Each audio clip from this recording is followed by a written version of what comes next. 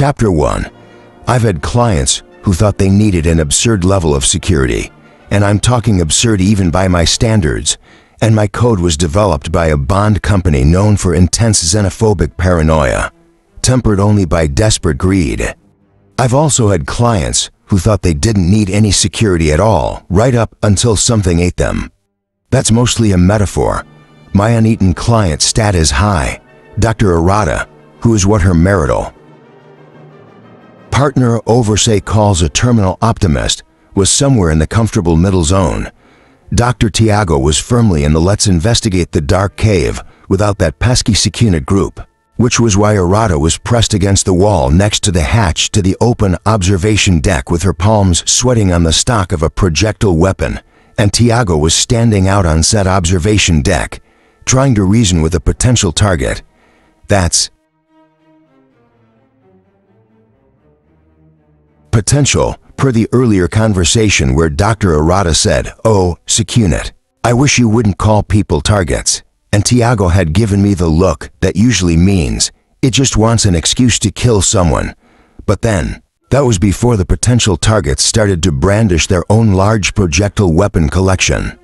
Anyway, those are the kind of things I think about while I'm swimming under a raider vessel that's attempting to board our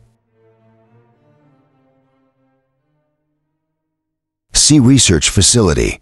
I swam out from under the stern, careful to avoid the propulsion device.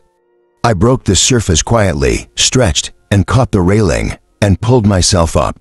The daylight was bright, the air clear, and I felt exposed. Why couldn't the stupid raiders attack at night? I had drones in the air giving me camera views of both decks of this stupid boat, so I knew this part of the stern was empty. The superstructure above me was triangular, angled back in a way to make it faster or something. I don't know, I'm a murder bot. I don't give a crap about boats. The upper deck wrapped around the bow where the forward weapon emplacement was. It gave the stupid boat a lot of blind spots, which were someone else's security nightmare. It was more sophisticated than the other boats we'd seen on this survey, with better tech. Of course, that just made it vulnerable. I was also monitoring our outer perimeter and the scattered islands surrounding us in case this was a distraction and there was a second boarding attempt planned. And of course, I had a camera on the unfolding shitshow on the observation deck. Tiago stood out there nearly 4 meters from the hatchway, not even wearing his protective gear, very much like a human who didn't trust his Secunit situation assessment. The apparent leader of the potential targets stood at the edge of the deck, barely 3 meters away, casually pointing a projectile weapon at Tiago. I was more worried about the 6 other potential targets scattered around on the stupid boat's bow deck, and the nozzle of the weapon mounted above the bow deck currently trained on the upper level of our facility. Some of the potential targets weren't wearing helmets. There's a thing you can do with these small intel drones if your client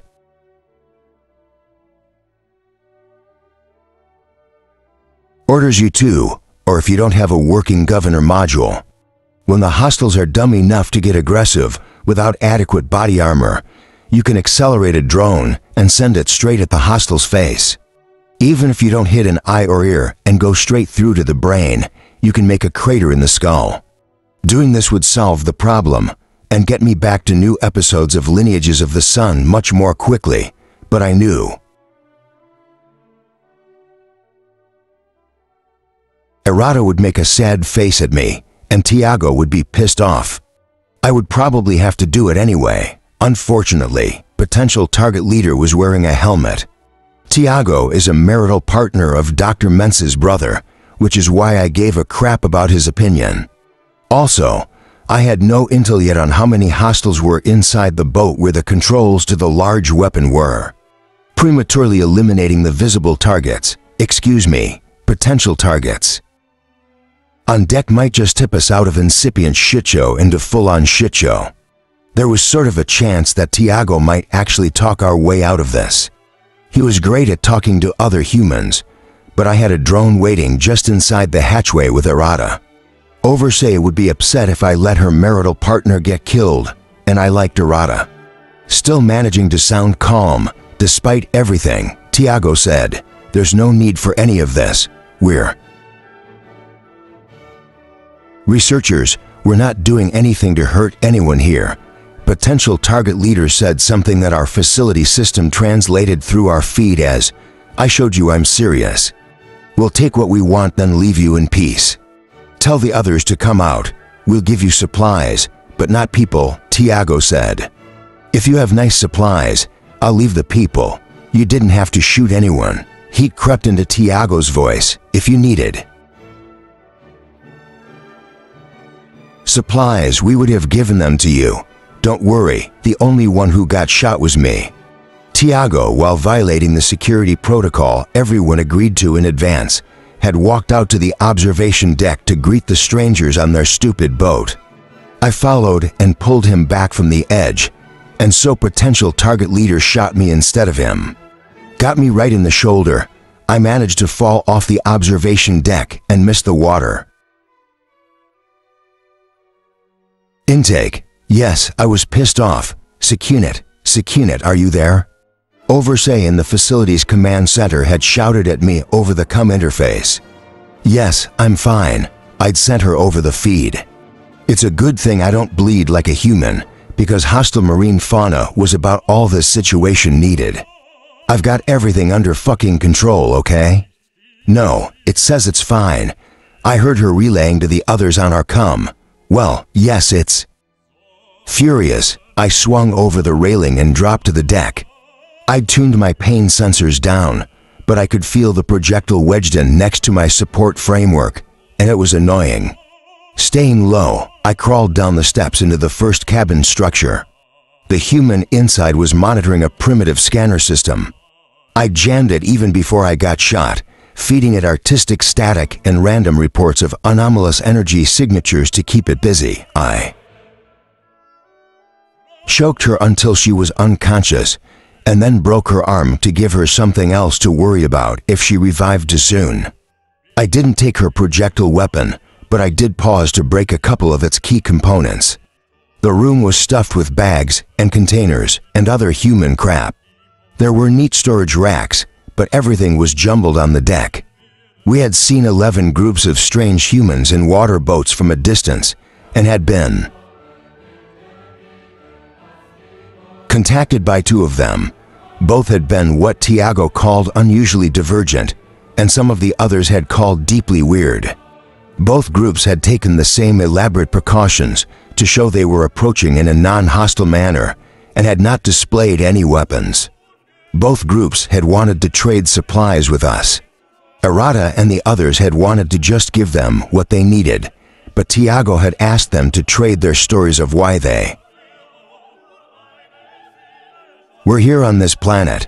So, okay, maybe Tiago had reason to suppose this group would also be non-hostile, but the earlier groups had given me a chance to develop a profile of local non-hostile approaches, interactions, and this group hadn't fit. Nobody fucking listens to me. Potential target leader and their friends aboard stupid boat were also dressed better than the other humans we'd encountered, in clothing that looked newer, if not cleaner. There was no planetary feed. Stupid planet, but stupid boat had its own rudimentary feed that was heavy with games and pornography, but light on anything that might be helpful for a security assessment, like who these people were and what they wanted. Even the individual humans' feed signatures only contained info about sexual availability and gender presentation, which I didn't give a damn about. I slipped through into a grimy metal corridor. Then a human stepped out of the next doorway. I disarmed them and slammed their head into the floor. The door to the next compartment was closed, but one of my drones had landed on the roof earlier, flattened itself to a window, and got me some good scan and vid intel. That was kind of important, because this was the compartment with the control station for the large boat-busting projectile weapon that was currently pointed at our facility. According to the drone's video, one small human sat in the weapons station, their attention on a primitive camera-based targeting screen. 3 large humans, all armed, sat around casually on battered station chairs, though the other stations had missing or badly jury-rigged or outdated equipment. They were chatting, watching Tiago and potential target leader on the screen. La la la, just another day at work. The compartment was a bulbous structure set to the right of the bow and reinforced with metal to protect and support the large weapon. The 6 hostiles near the bow casually pointing projectile weapons at the facility's observation deck were too far away to hear, as long as I didn't overdo it. So I snapped the lock and didn't slam the door as I went through. I hit target 1 at the weapons station with an energy pulse from my left arm, throw punch to target 2 as the others came to their feet, pivot and smash kneecap of target 3, slap target 4's weapon aside and break collarbone. I'd already had Facility C's prepare a translation for me, the only sentence I figured I'd need. I said, make a noise and everybody dies. Target 1 slumped unconscious over the weapon control station, wound steaming in the damp air. The other 3 stayed on the deck, whimpering and gurgling. One of the hostiles outside had glanced around but didn't change position. Tiago, who was unexpectedly good at stalling, had avoided the question of whether the other researchers were going to come out on the observation deck so potential target leader could decide if he wanted to abduct them or not. Tiago was now listing all our supplies and pretending to stumble over Facility Sis's translation advice. I knew he was pretending. He was a language expert. Among other things, my drone view showed me that potential target leader enjoyed watching Tiago sweat, and that maybe Tiago had noticed and was playing it up a little. He was pretty smart. Okay, I admit that it was a little upsetting that Tiago didn't trust me. He and Mensa had had a conversation about me back on Preservation Station when Arata was planning this survey. Transcript. Tiago, I know I'm in the minority here, but I have serious reservations. Mensa. Arata is in charge of this survey, and she wants Sec Unit. And frankly, if it isn't the one providing security, I'll withdraw my permission for Amina to go. Amina is one of Mensa's children, and yes, she is on our facility right now. No pressure. Tiago, you trust it that much. Mensa, with my life, literally, I know what it will do to protect her, and you, and the rest of the team. Of course, it has its faults. In fact, it's probably listening to us right now. Are you listening, Sec Unit? Me on the feed. What? No, I'd missed the rest. I'd thought it was better to shut down my tap on the room's come access and get out of there. Target 2 whispered something which Facility C's rendered as, "What are you?" I said, "I'm a shut up or get your head smashed," so that was 2 sentences I'd needed. I had to get out there because target leader had started to walk toward Tiago. And avoiding a hostage situation was important to my risk assessment module's projected schedule of events leading to a successful resolution. In company terms, that's APSELSR, which is a terrible anagram. I don't mean anagram, I mean the other thing. Tiago backed away, saying, "You don't want to do this. You really don't want to do this." Yeah, well, it was a little too late for them to run away. I stepped to the outside hatch and told my drones to get into position. 2 of the hostiles had helmets and body armor, and 1 had a helmet, but the face shield had been removed. I hit the hatch release and gave the order. At the last second, I changed the drone's instructions from head or face kill hits to disabling wound hits and exposed patches on arms and hands, even though it was the hostile's own stupid fault for attacking us. Thinking of Arata's sad face made me too uncomfortable. The stupid hatch ... I hate this boat was slow, and all 6 targets had turned toward me by the time it opened. My drone struck just as I dove out onto the deck. I hit 1 target with an energy burst from my right arm, kneecap the second, to drop from drone strikes, and the last one went down flailing, hand closing convulsively on his weapon's trigger and shooting me right in the chest. For fuck's sake, by that time Target leader had Tiago's arm, weapon pointed at Tiago's head. I sacrificed 6 more drones to turn the weapons scattered around me into useless heaps of metal, then shoved to my feet. I walked up the boarding ramp onto our observation deck. I said, "Let him go. I didn't really feel like negotiating. I have a module on it somewhere in my archive. It was never much help."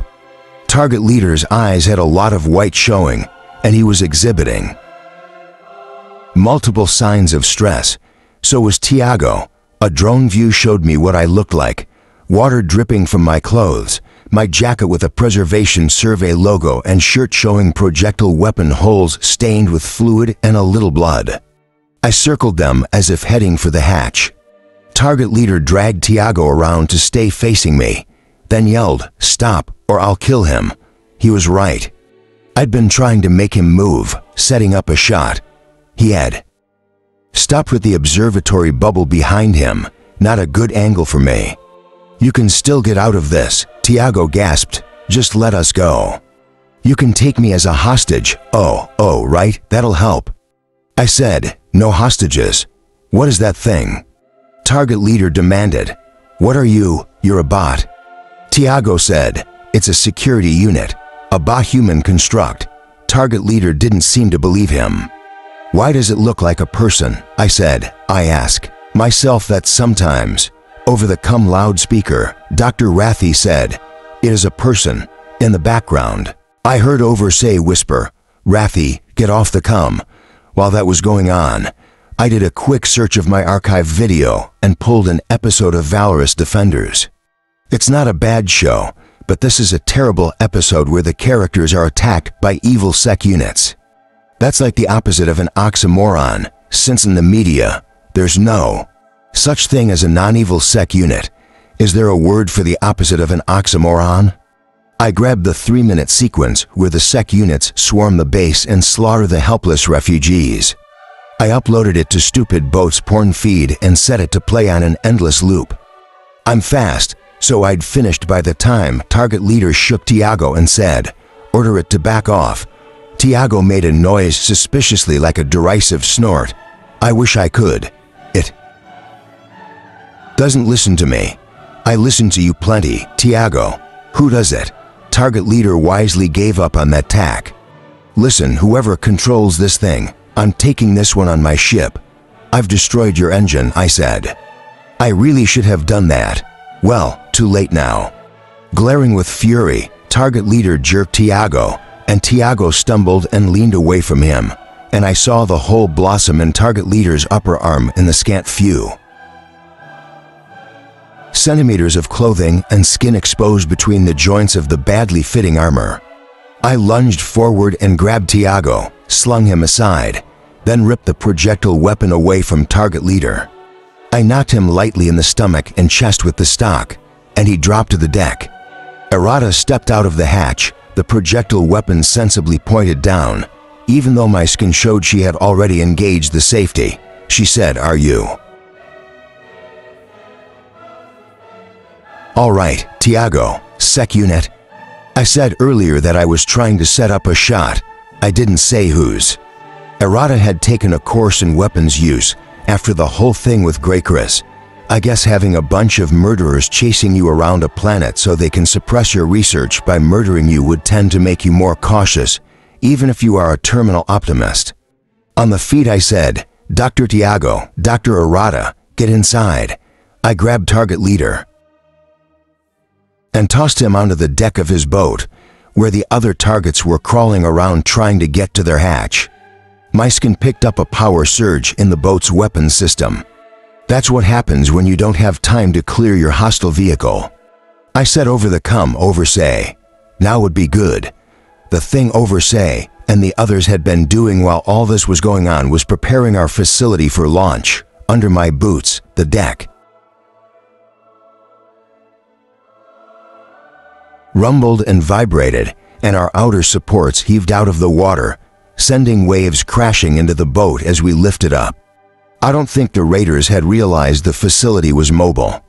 The force of displaced water as our drive kicked in shoved the boat sideways, and the raiders lost their targeting lock. Our outer supports folded in, and we lifted further above the surface. The cum loudspeaker broadcast a siren, and it translated a warning about minimum safe distance, and I guess the raiders believed it, because their engines revved frantically. I recalled my drones, and they shot down toward us to stream in through the hatch. I walked in after them and let the hatch close behind me as the launch protocols started. Chapter 2. I told myself it wasn't as much of a shit ending to my first time as survey security consultant, while not pretending to be a human or faking the existence of a human supervisor as it could have been. Everybody was alive. They had all their sampling and scans done. Our original schedule actually had us leaving in 6 planetary days, but since we had finished early, Errata had moved that up to 3 planetary days. That's why most of the facility had already been prepped for launch. But we'd been lucky, and I hate luck. Standing in the access corridor, I settled my drones, tasking for 2. Stay with me and sending the others to take up various positions around the facility and go dormant. Then I checked the feed for alerts. The team members who weren't busy piloting the facility up through the atmosphere were yelling at each other on the comm.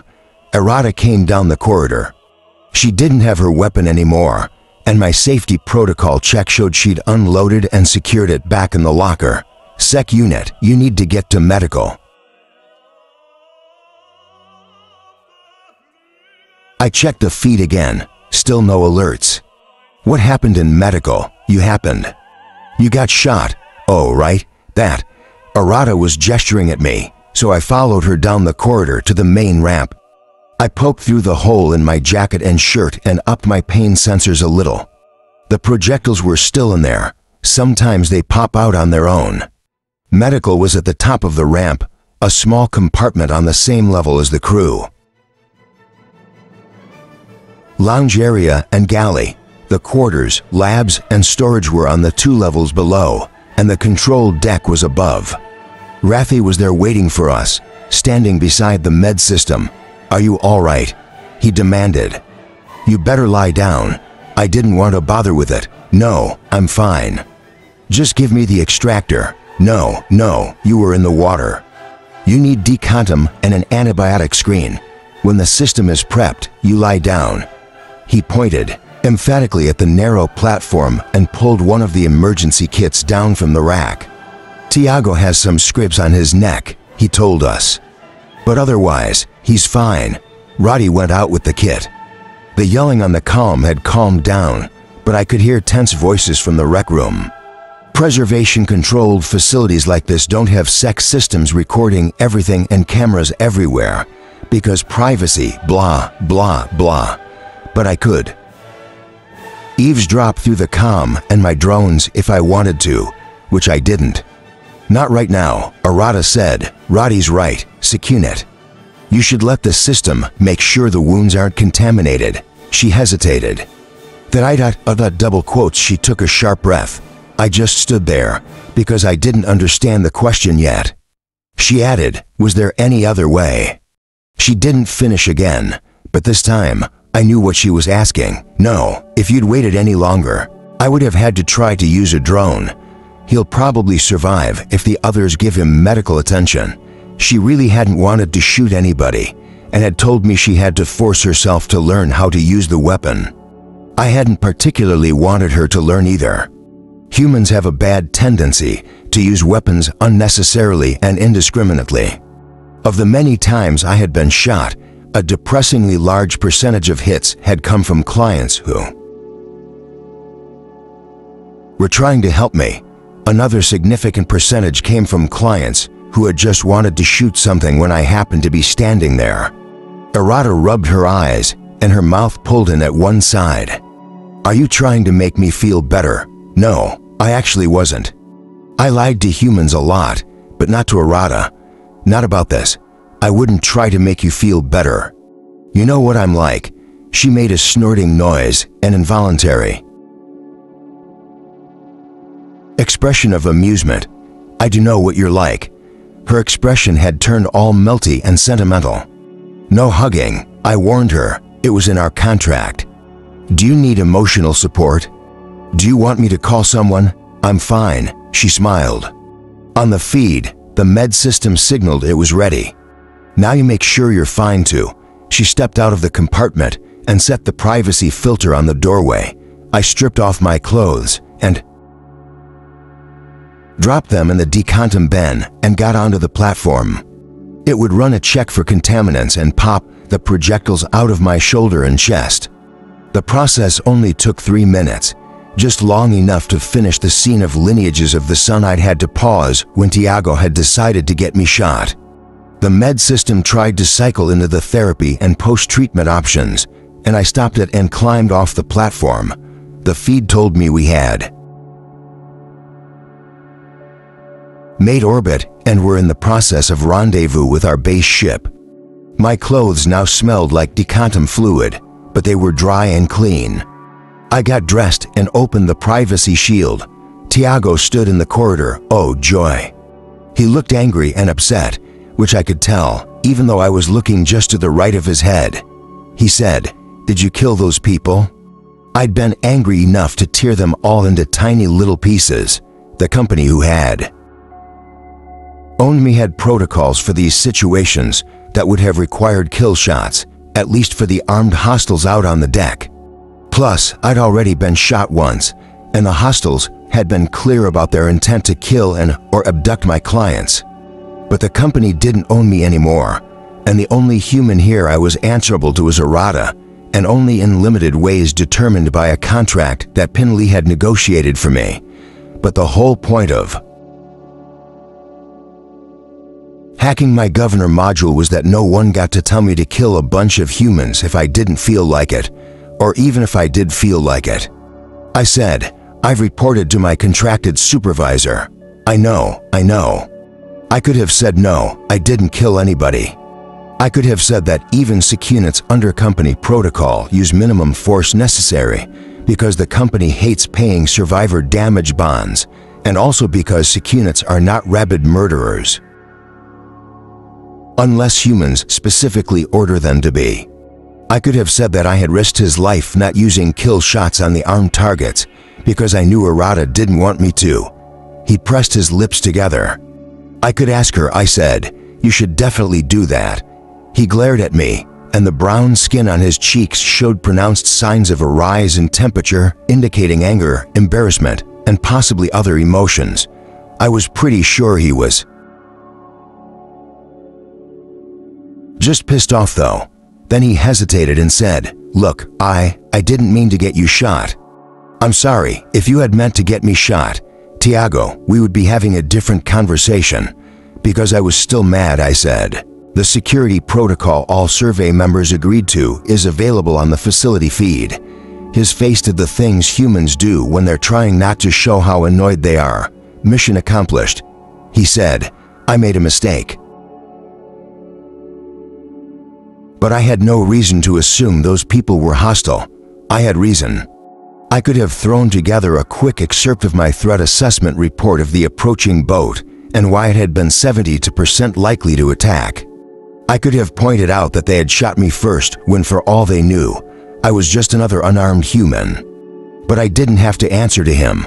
He didn't like me. I didn't like him. And that was fine. It was absolutely fine. I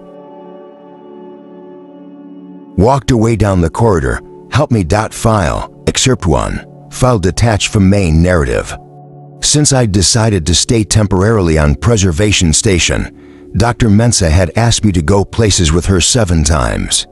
6 of those times were just relatively short, boring meetings on ships, in orbit, or in dock. The 7th was when she had asked me to go down to the local planet's surface with her. I don't like planets, but she lured me there by explaining that it was for an art festival, conference, religious observation that would include a lot of live performances. After checking to find out the definition of a lot of was 87+, I agreed to go. Some of the live performances were demonstrations or seminars I wasn't interested in, but I managed to fit in 30 to plays and musicals while Mensah was at meetings or doing things with her family members. I used drones to record the performances that were overlapping or scheduled against each other. They were all being recorded for the local planetary entertainment feed, and the popular ones would be reconfigured as video productions, but I wanted to see all the versions. One evening, a play was interrupted when Mensa tapped my feed and asked me to please come get her. The request was so abrupt and out of character, I replied with the code phrase we had come up with in case she was being held. Against her will, she said she was just tired. That was even more out of character. I mean, I could see she got tired. She just hated to admit it. I left a drone to record the rest of the play and slipped out of the theater. It was night and the crowd in the street was beginning to thin out. But the big open pavilion across the plaza where the party was being held was still bright and noisy. If you had to be in a crowd of humans, the crowds at this festival weren't bad since they were the distracted kind where all the humans and augmented humans are talking to each other or on calm or feed, or hurrying to get places. The downside was a lot of humans were waving sticks with lighted objects or spark-emitting toys or tossing colored powders that popped and emitted light. I have no idea, but whatever, with all that going on, nobody noticed me. Plus, it was preservation and there were no scanning drones, no armed human security, just some on-call human medics with bot assistants and rangers who mainly enforced environmental regulations and yelled at humans and augmented humans to get out of the way of the ground vehicles. In the pavilion, I located Mensa near the edge of the crowd, talking to Tiago and Fere, who was one of her marital partners. I stopped next to Mensa and she grabbed my hand. Right, it's usually a good idea to warn bot human constructs who call themselves murderbot before making grabby hands, except during a security incident when you would expect, need the human you're trying to extract from lethal circumstances to grab you and hold on. And this read is the latter, like Mensa needed me to save her. So I didn't react except to shift closer to her. Tiago was saying, "I don't know why you can't just talk to us." I heard him clearly since I was looping my ambient audio to lower the level of the music from blaring down to a pleasant background soundtrack level. The glance Tiago threw at me was annoyed, like I had interrupted their conversation. "Hey," she called me. "I have a job here. I get paid in hard currency cards and everything." "I told you why," Mensa said, and she sounded normal, calm, and firm, except that was also how she sounded when humans were trying to kill us. So I had the whole pavilion covered by my drones and weapons scan was negative. Weapons weren't even permitted on the planet except in designated wilderness areas where hostile fauna was a problem. Voices were loud, but my filters showed they were still well within the range of happy, intoxicated, interested emotional tones. But Mensa's grip on my hand told me how tense her arm muscles were. "Situation assessment, I have no idea," Fere said. "Tiago, no, she asks for space, you need to give that to her." She smiled at me politely. I never know how to react to that. She leaned into Mensa to kiss her and said, "We'll see you at the house." Mensa nodded and turned, and I let her tow me out of the pavilion. We made it outside to the pedestrian plaza, and I asked her, "Do you need a medic?" I thought she might be sick.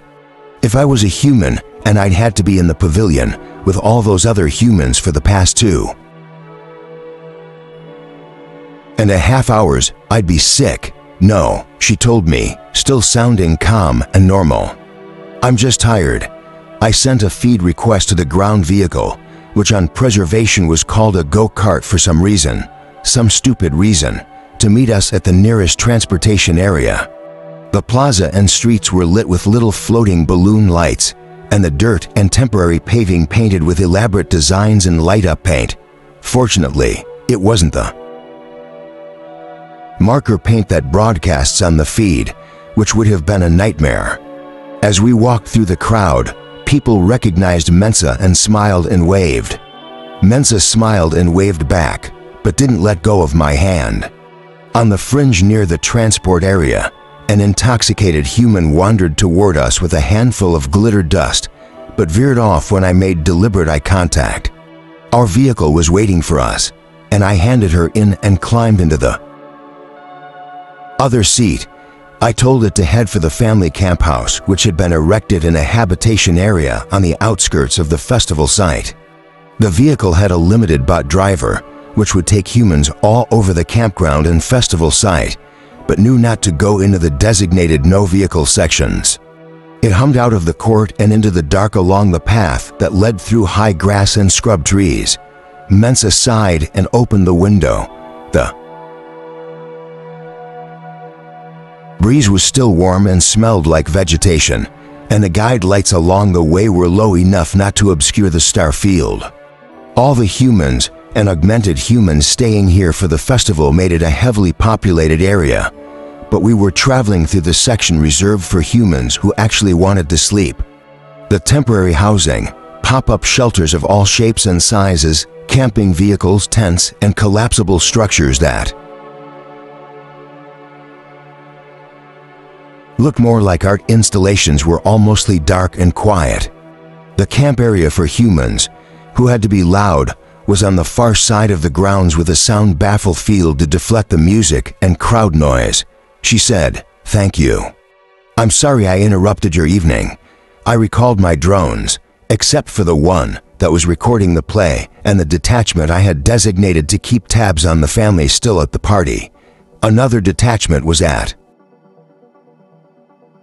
the camp house maintaining a perimeter and keeping watch on the 2 adults and 7 children who had gone back earlier. I wasn't sure how to react. Mensa wasn't acting like I had rescued her from certain death, but she wasn't acting like we were heading back to the habitat after a boring but successful day collecting samples either. I said, "I recorded the plays. Do you want to see them?" She perked up. "I never get to see the performances at this thing. Did you get the one? Oh, what was it called? The new historical by Glaw and Geeman. The difference between calm and normal and actual normal was measurable enough that I could have made a chart." I just said, "Yes, it's pretty good." Something was bothering her, and it wasn't just that her family was clearly as weirded out by me as I was by them. They had assumed I would stay in the camp house, which, no, Mensa had told them I didn't.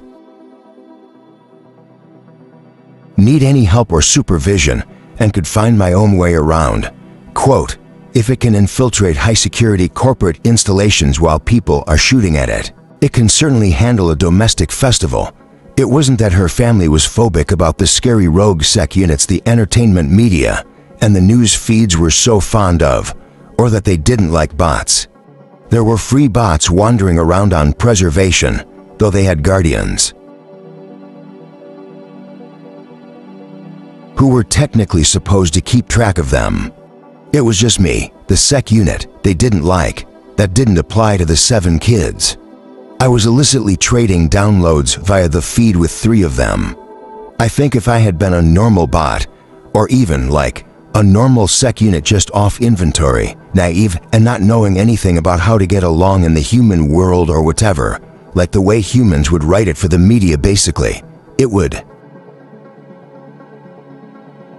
have been okay, but I wasn't like that. I was me, Murderbot. So instead of Mensa having a pet bot like poor Mickey or a sad bot human construct that needed someone to help it, she had me. I told this to Dr. Bardwaj later, because we talked about a lot of things while she was doing research about bot-human relations for her documentary. After thinking about it, she said, "I wish I thought you were wrong. Fairy was a possible exception. Up on the station when Mensa had first introduced me to her family, she'd had a conversation with me, or a conversation at me you could say. Transcript, Fairy, you know we're grateful for how you returned her to us. I did know, I guess. What do humans say in this situation?" A quick archive search came up with some variation on okay, and even I knew that wasn't going to cut it. Just a heads up when a murderbot stands there looking to the left of your head to avoid eye contact, it's probably not thinking about killing you. It's probably frantically trying to come up with a reply to whatever you just said to it. She added, I wanted to ask you what your relationship to her is. In the corporation rim, Mensa was my owner. On preservation, she was my guardian. That's like an owner, but preservation law requires they be nice to you. But Mensa and Pin Lee were trying to get my status. Listed as refugee working as employee security consultant. But I knew Faye knew all that, and I knew she was asking for an answer that was closer to objective reality. And wow, I did not have that answer. I said, I'm her sec unit. Yes, that's still in the buffer. She lifted her brows, and that means? Backed into yet another conversational corner, I fell back on honesty. I don't know, I wish I knew, she smiled. Thank you, and that was that. Mensa's family were also weirded out by the idea that I would be providing security, and were afraid I would be, I don't know, scaring legitimate visitors and killing people, I guess. And granted, while I have been a key factor in certain clusterfucks of gigantic proportions, and my risk assessment module has serious issues, my threat assessment record is pretty great, like 93%. Most of the negative points come from that time I didn't know that Wilkin and Girth were hired killers until Wilkin tried to shoot Don Nabena in the head, but that was an outlier. Mensa's family also thought they didn't need security, which maybe before Greycrisp that had been true, but as it was, during the festival I only had to deal with 5 incursions, for by OutSystem news feed journalists with recording drones. I took control of the drones. I can always use a few more, and notified the local Rangers who drove off the human journalists. The 5th incursion was the one that got me in trouble with Amina, Mensa's oldest offspring. Since the festival had started, I had been taking note of a potential hostile that Amina had been associating with. Evidence was mounting up, and my threat assessment was nearing critical. Things like, 1. He had informed her that his age was comparable to hers, which was just below the local standard for legal adult, but my physical scan and public records search indicated that he was approximately 12 preservation standard calendar years older. 2. He never approached her when any family members or verified friends were with her. 3. He stared at her secondary sexual characteristics when her attention was elsewhere. 4. He encouraged her to take intoxicants that he wasn't ingesting himself. 5. Her parental and other related humans all assumed she was with her friends when she was seeing him, and her friends all assumed she was with family, and she hadn't told either group about him. 6. I just had a bad feeling about the little shit. You might think the obvious thing to do was to notify Mensa or Faye or Tano, the 3rd marital partner. I didn't. If there was one thing I understood, it was the difference between proprietary and non-proprietary data. So on the night when potential target invited Amina to come back to his semi-isolated camp house with him to meet some friends, I decided to come along. He led her into the darkened house, and she stumbled on a low table. She giggled, and he laughed. Sounding way more intoxicated than he actually was, he said, "Wait, I got it," and tapped the house's feed to turn on the lights. And I was standing in the middle of the room. He screamed. Yes, it was hilarious. Amina clapped a hand over her mouth, startled, then recognized me. She said, "What the hell? What are you doing here?" Potential target gasped. "What? Who?" Amina was furious. "That's my second mother's friend," she said through gritted teeth. "And her security person." "What?" He was confused, then the word security penetrated. He stepped away from her. I guess you'd better go." Amina looked at him, and then glared at me, then turned and stamped out the door and down the steps to the path. I followed her, and he backed away as I passed him. "Yeah, you better." On the dirt path lit by the low-floating guide lights, I caught up with her, not so much intentionally, but my legs were longer, and she was putting more energy into stamping her feet than gaining distance. She said, "How did you know where I was? What were you doing? hiding under the porch. She thought I wouldn't get the domestic animal reference. I said, "Wow, that was rude, especially considering that I'm your second mother's," I made ironic quote marks, "friend. Is that how you talk to your bot servants?" My drone cam showed her expression turn startled, and then a combination of sulky and guilty. "No, I don't have bot servants. I didn't know. I never heard you talk. You didn't ask. Had I not been talking? I had been talking to the kids on the feed and to Mensa, maybe with the rest of the family. It had been easier to pretend to be a robot again." I added, "No one else approached that house. He lied about meeting other humans there." She stamped along in silence for 12.5 seconds. "Look, I'm sorry, but I'm not some kind of idiot, and I don't fuck around. If he'd done anything I didn't like, I was going to leave. And if he wouldn't let me leave, I have the feed. I can call for help whenever I want." She was scornful and way overconfident. "I wasn't going to let him hurt me," I said. "If I thought he was going to hurt you, I'd be disposing of his body. I don't fuck around either." She stopped and stared up at me. I stopped, but kept my gaze on the path ahead. I said, "Mensa is a planetary leader of a minor political entity that has managed to get the angry attention of major corporates. Her situation has changed. Your situation has changed. You need to grow up and deal with it." She took a breath to say something, stopped, then shook her head. "He wasn't a corporate spy. He was just someone you don't know who showed up out of nowhere at a massive public festival attended by half the continent and whatever off-world humans happened to be wandering through. I knew he wasn't a corporate spy. See above, disposing of botas." But she sure didn't. She was quiet for 16 seconds. "Are you going to tell my parents about this? Is that what she was worried about?" I was insulted and exasperated. "I don't know. I guess you'll find out." She stamped away. So in retrospect, I could see that hadn't gone so well.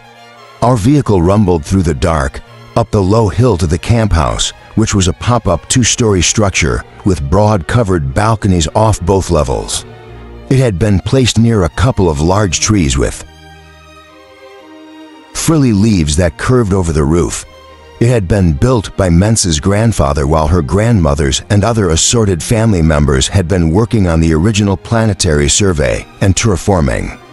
The colonists, who hadn't been living in orbit on their ship, had all stayed in temporary structures at that point that were moved seasonally to avoid destructive weather patterns in the parts of the planet that had been habitable at that time. There were other pop-ups, large and small, planted all over the hills around us, the nearest 27 meters away. Lights were on inside the house, and one light floated above the beacon spot for the vehicles. I would have worried about the lack of lighting if I hadn't had 37 drones on patrol in the immediate area.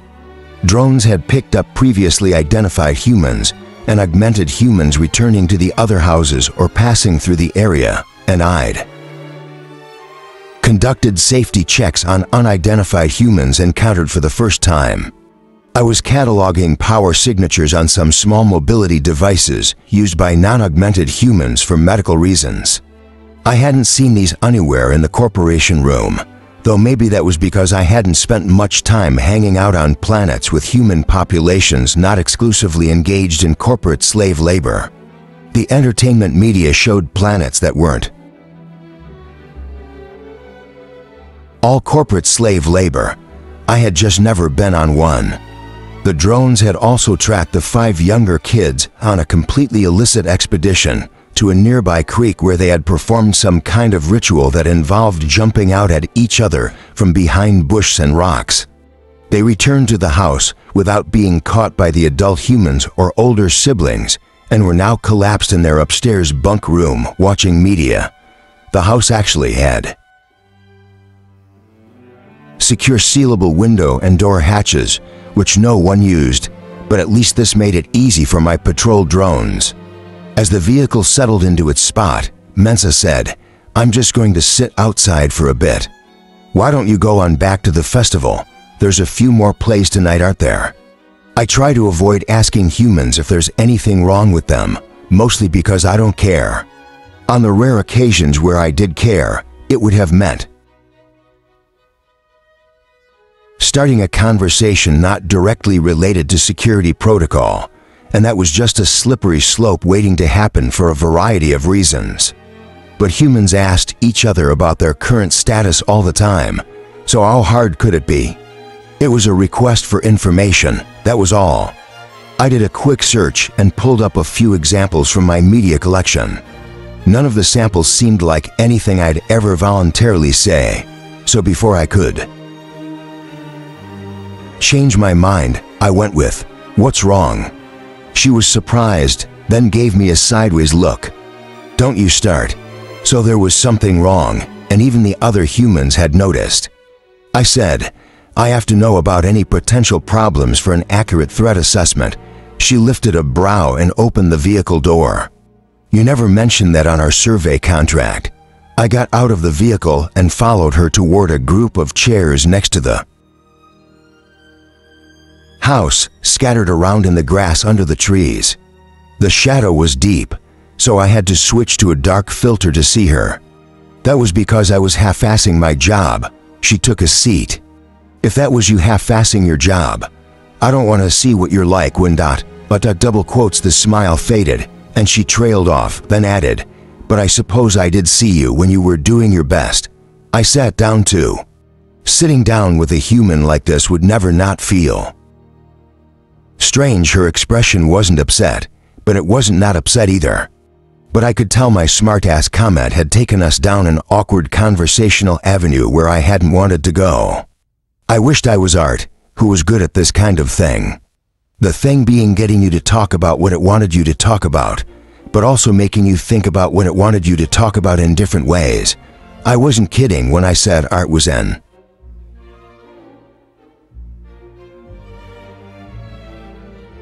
asshole. You didn't answer the question. She settled back in her chair. "You sound worried." "I am worried."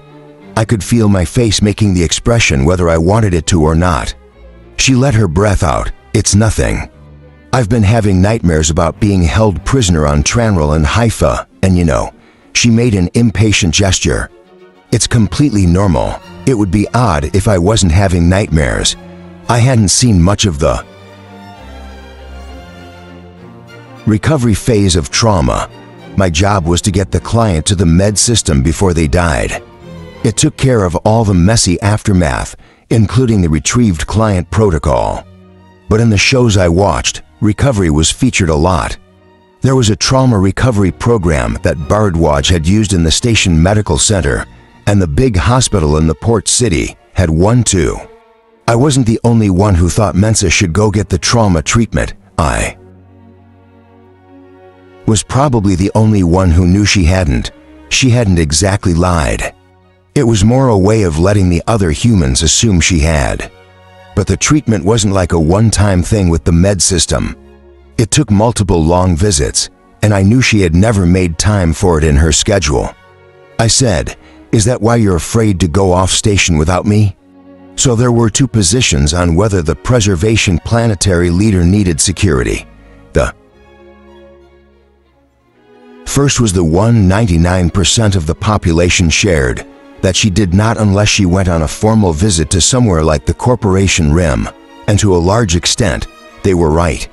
The crime stats on Preservation Station and the planet were pitifully low and usually involved intoxication-related property damage or disturbances or minor infractions of station cargo handling or planetary environmental regulations. Mensa had never needed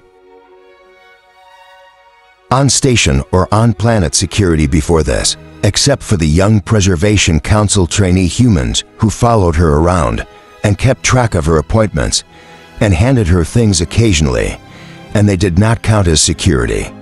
The other 1% was composed of me, Mensa's survey team, all the humans working in station security, and the members of the Preservation Council who had seen the Greekreese assassins try to kill her. But that incident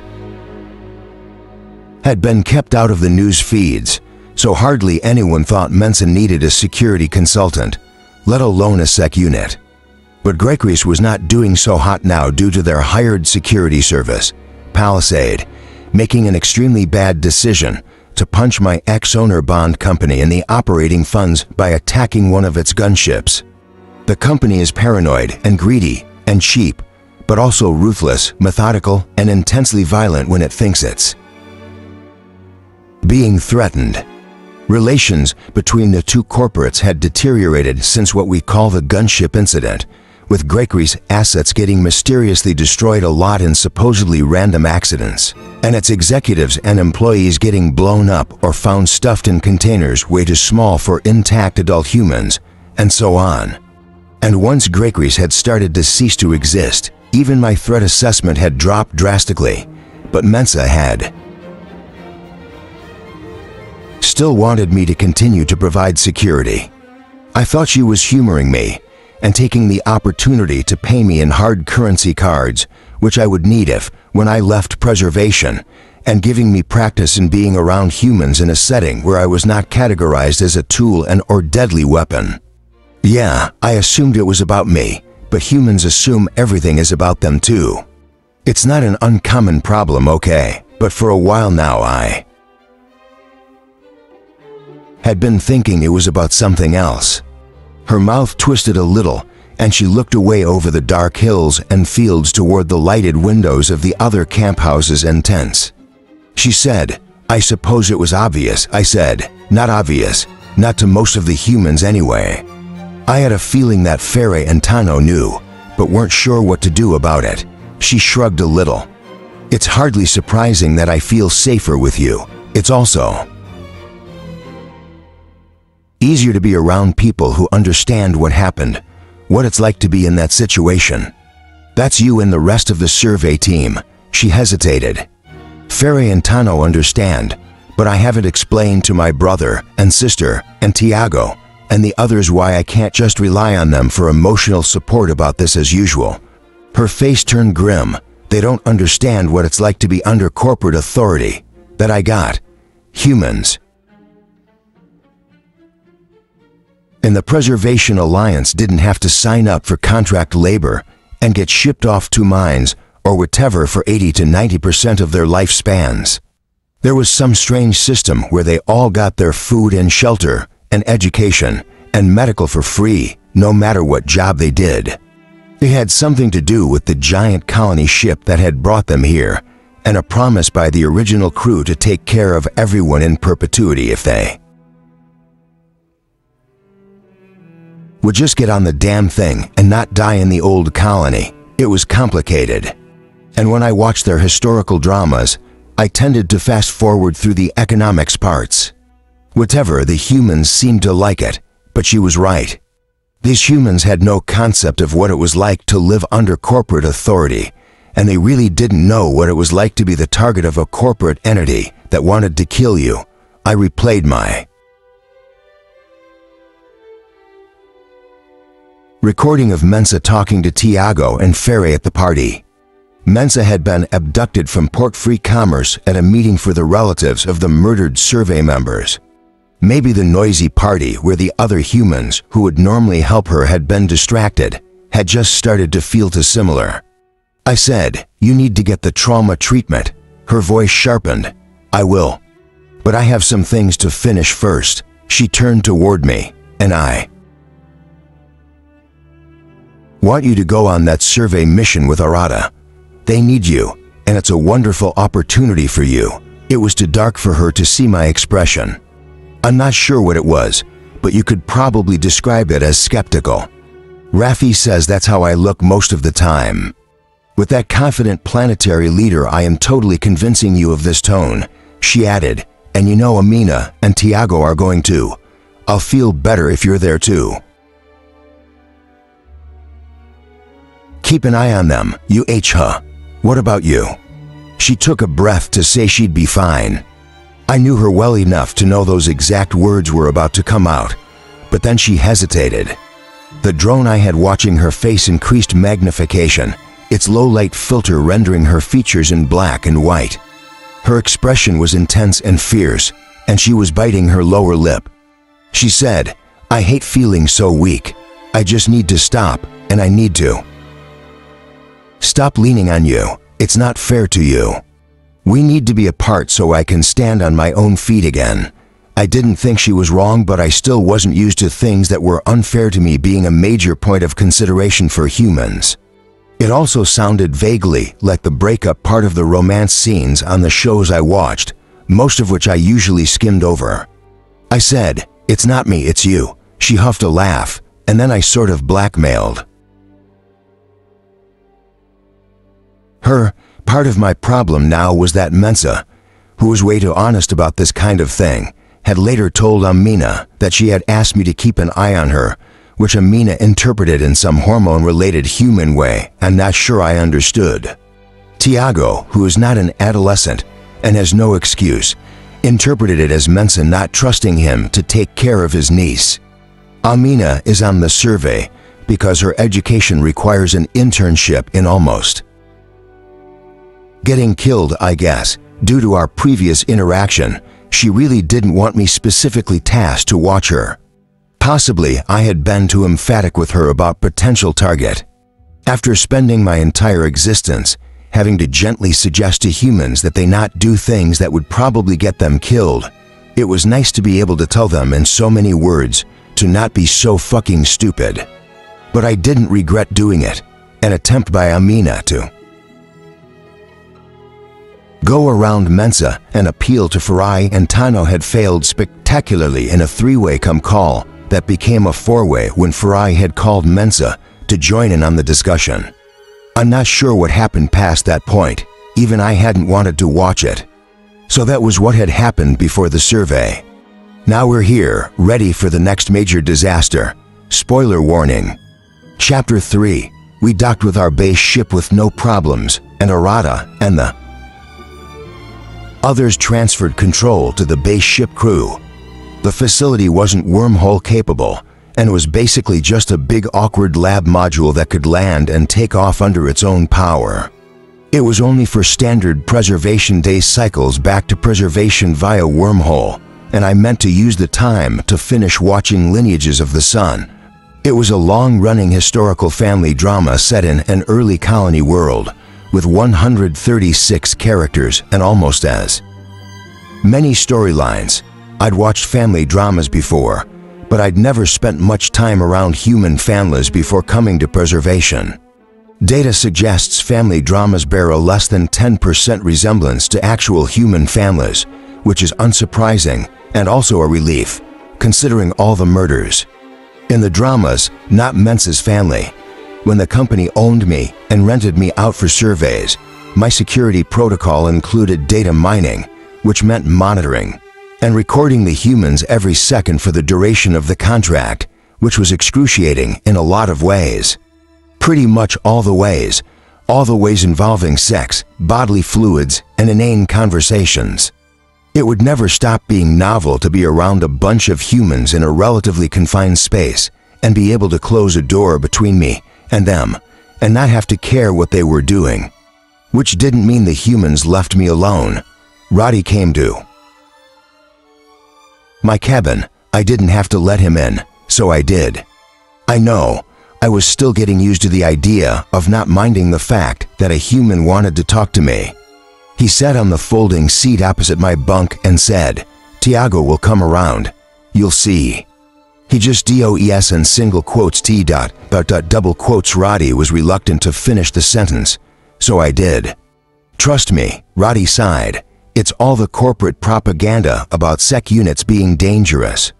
He doesn't know you. He doesn't know what you're really like.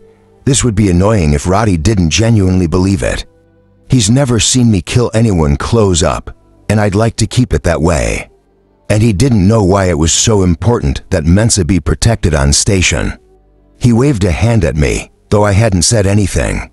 I know, the more people who knew, the more chance of the news feeds finding out, and there was nothing else we could have done, really. After Roddy left, Oversay came. When I told the door to open, she just stuck her head in and said, "I don't want to interrupt.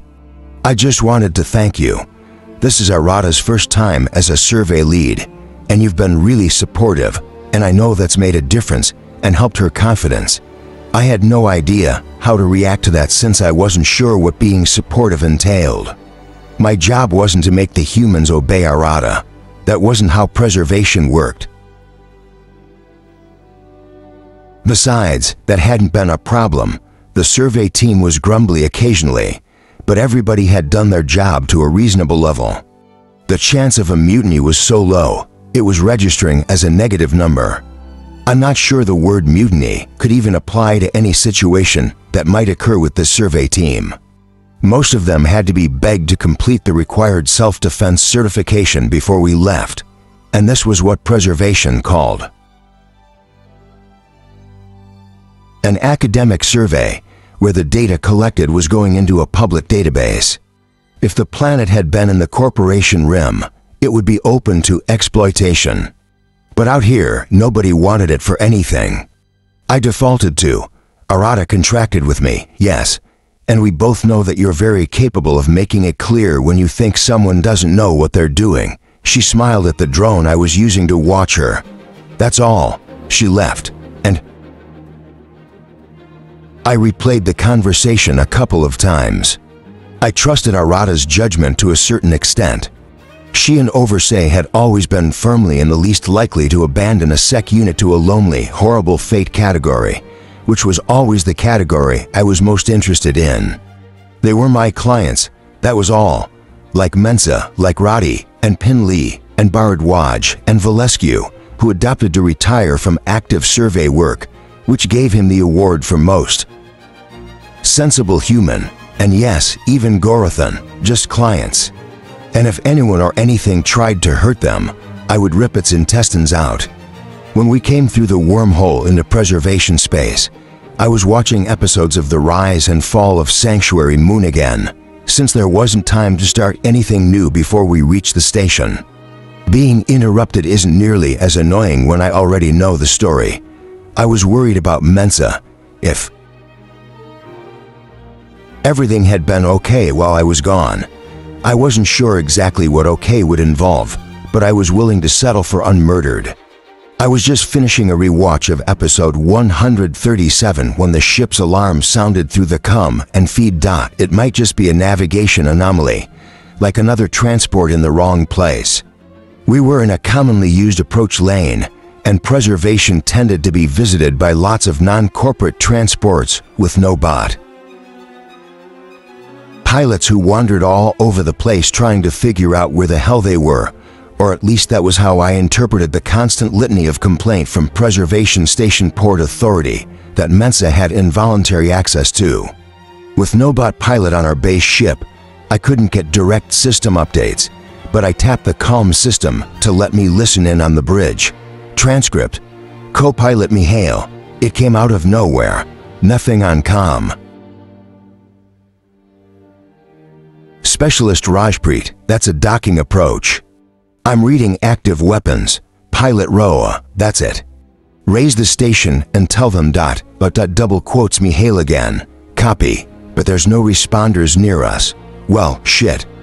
I rolled out of the bunk and pinged the team feed and sent to Arata. Dr. Arata, we're being approached by a potentially hostile vessel. A boarding attempt may be imminent, a potentially. Oh no, Arata responded. Again, Overs asked. I let them deal with the other team queries coming in as I opened my code-sealed locker. I pulled out the projectile weapon, checked the load and charge, then woke my dormant drones. They all activated their cameras at once, and I had to take a few seconds to sort and process the multiple inputs. I'd changed out of the survey uniform before we'd entered the wormhole and back into the clothes I liked. Human work boots, pants with lots of pockets. Good for storing my small intel drones, t-shirt, and soft-hooded jacket, all dark colors. Because I didn't like logos, even the Preservation Survey logo, which was just a variation on the planetary seal and not a corporate logo. I had a deflection vest from Station Security Operations designed to provide some protection from inert blades, slow projectiles, fire, acidic gas, low-energy pulses, and so on. I hadn't been wearing it because it was A. Worthless for the kind of firepower usually deployed against me, and B, it had a logo on it. I know, I need to get over that. I made myself put it on under my jacket. I might need all the help I could get. By this point, the potential hostile had continued to approach. Pilot Roa was now making a general announcement which was pretty much the same thing I'd already told Arata. As I left the cabin, my drones converged on me in a cloud formation. I needed more direct info from the base ship, so I sent one ahead, and it whizzed past me as I started down the corridor toward the access. I had a plan, but it was mostly keep the hostiles off the ship, which is not so much a plan as a statement of hopeful intent. This could be really bad. I know, I'm security. I should already have a plan in place for a boarding action, but I was used to having a human supervisor come up with the plans. And okay, right? I just hadn't bothered because the chances of an attack while en route to and from the mission site were so slight, it wasn't worth taking the time off from viewing media. I'd put all the work into coming up with attack and defense scenarios for the facility while on planet, none of which I got to use during the one actual attack on the facility. But though it was tempting, advanced planning sucks seems to be the wrong lesson to take from that whole incident. Anyway, SEC units were shipped as cargo on company transports, and I didn't even have any old procedure documents for ship-based actions in my archive. The only ship-to-ship attack I'd participated in had been viral, and I'd almost destroyed my brain during it. Speaking of which, my alert monitors on comm and feed weren't picking up any attempts by the hostile to make contact. That might just mean they already knew. There was no bot pilot to attack with killware or malware. I went up the ramp past the crew lounge toward the control deck. My drone had zipped ahead up into the base ship and through the passage to its bridge. When the bridge hatch opened to let Rajpreet out, it slipped in. Now I had a camera view of the sensor display surfaces floating above the control boards. Mihail sat in a station chair, sweat plastering their light hair to their forehead. Roa was on his feet pacing, dark brow furrowed in thought, one hand pressed to his feed interface. It looked like a clip from an action series right before something drastic happened. Then something drastic happened. The hit wasn't at all like the way they show ship combat in the media. I felt something more like a power surge than anything else. Gravity fluctuated just enough to thump me against the bulkhead, and the ramp lights flickered. A flood of automated warnings came from the facility engineering pod, and then the feed and comm cut out. I scrambled to pick up the base ship's feed. Then gravity fluctuated again as the facility's drive went offline, and we switched to reserve power for life support. My drones scattered as the gravity flux interfered with their propulsion, then pulled back into formation. On the base ship bridge, my drone watched as Roa and Mihail froze like a scene on pause. Then Roa said, "That was an impact." Mihail's voice was hoarse as they cycled through displays. On the facility's drive housing, a locator missile. Attacker must have fired it when they spotted us leaving the wormhole. Oh, shit. Seriously, oh, shit. My organic parts had a reaction that reminded me how lucky I was not to have a digestive system. We didn't blow up in the next 10 seconds, so I pushed off from the bulkhead and kept going toward the facility control deck. I stepped through the hatch. It was a small hub-shaped control area with the stations for attaching lab modules and everything else the facility needed to do when it was sitting on a planet. Overs was in the pilot's suite, though right now the base ship had control. Roddy was hanging onto the back of the comm chair. Both looked frantic. From the flashing displays, frantic was the right reaction. I can't reach Row on the comm or feed, Roddy was saying. It's all down, Overs reported. Arata, she began, and then grimaced as she remembered there was no feed. No one outside the compartment could hear her. Damn it. I told my drone in the cockpit to establish a connection between overseas and Arata's interfaces and the base ship's feed. I said aloud, and on the feed, base ship, I've re-established a temporary connection to the interfaces on the facility control deck. Roa replied, "What sec unit? Can Arata hear me? She's not ... double quotes Overse began. Then Arata swung through the hatch on the far side of the control deck. Oversee's face twisted with relief, and she bit her lip hard, then added, "Here she is. I hear you, Roa," Arata said, her mental voice hurried but calm. She reached to squeeze Oversee's shoulder and nodded to Roddy and me. "Can we tell where the attacker means to board?" The words "means to board" made something uncomfortable happen to my organic parts again. Maybe similar to what Roddy, who had just made a little irk noise, felt. This would have all been a lot easier if I wasn't so worried about the stupid humans. Roa's voice stayed calm, but my base ship bridge drone saw his expression as he said, "Looks like they're heading for the lower level facility hatch, the lab level. I've sent Rajput down there." Roddy and Overse exchanged horrified expressions. Arata set her jaw and told Roa, "Understood." She looked up at me. "Sec unit, could you please?" I said, "On my way." I ducked back out to the corridor, telling one of my drones to stay in the control deck as a relay. The center foyer was just around the curve, and above it, the gravity well access to the base ship. Safety protocols had engaged an air barrier which allowed solid objects like humans and sec units to pass through, but blocked airflow so the atmosphere couldn't rush out if a seal breached. Leading down from it was a second gravity well that had ladders and a set of stairs for use when the facility was sitting on a planet.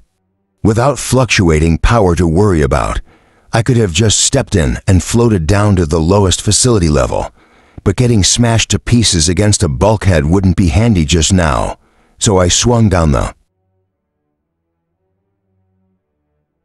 ladders instead. Ozone and smoke that the scrubbers couldn't handle hung in the air, and the lights fluctuated. Via my control deck drone, I saw Arata tell Roddy, "With the feed and come down, we're going to need a head count to make sure everyone's accounted for after that hit, right?" "I'm on it."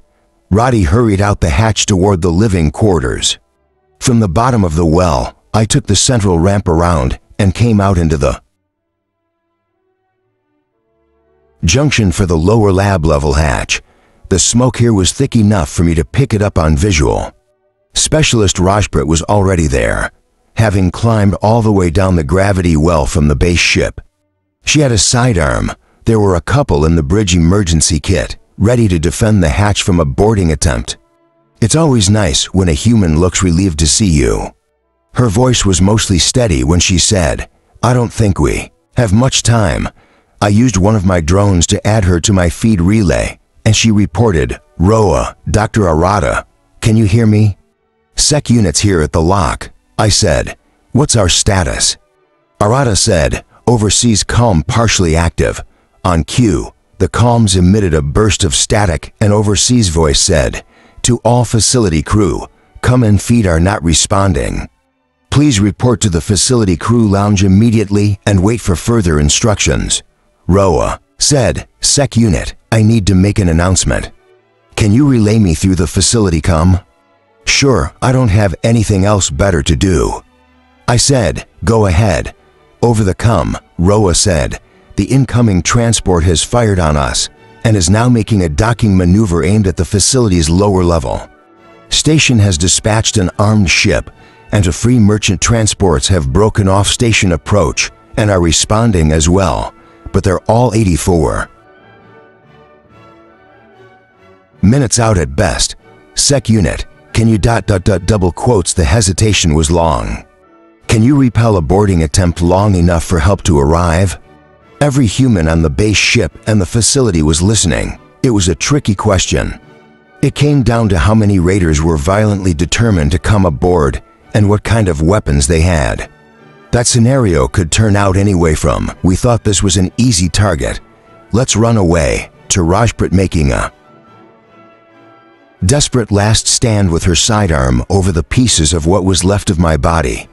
If they sent an evac-suited boarding party down the outside of the hull, and came in through one of the hatches in the base ship as well as this one. But that wasn't what my clients needed to hear right now. On the come, I said, "Yes." Rajput's throat moved as she swallowed, and she muted her feed. She said aloud, "Just tell me what you need me to do. I would definitely do that as soon as I knew." Assuming worst-case scenario, and coincidentally getting her out of my way so I didn't have to worry about saving a human while I was trying to kill, maim, discourage a bunch of other humans, it was best for her to take up a guard position at the entrance to the gravity well to at least buy the base ships in time. I was about to tell her to do that. A jolt vibrated through the deck, and a sudden, uncompensated surge of acceleration knocked Rajput flat. I hit the bulkhead and slid down as my drone scattered. The lights fluctuated again, and the life support cut out, then back in. Oh, this is not good.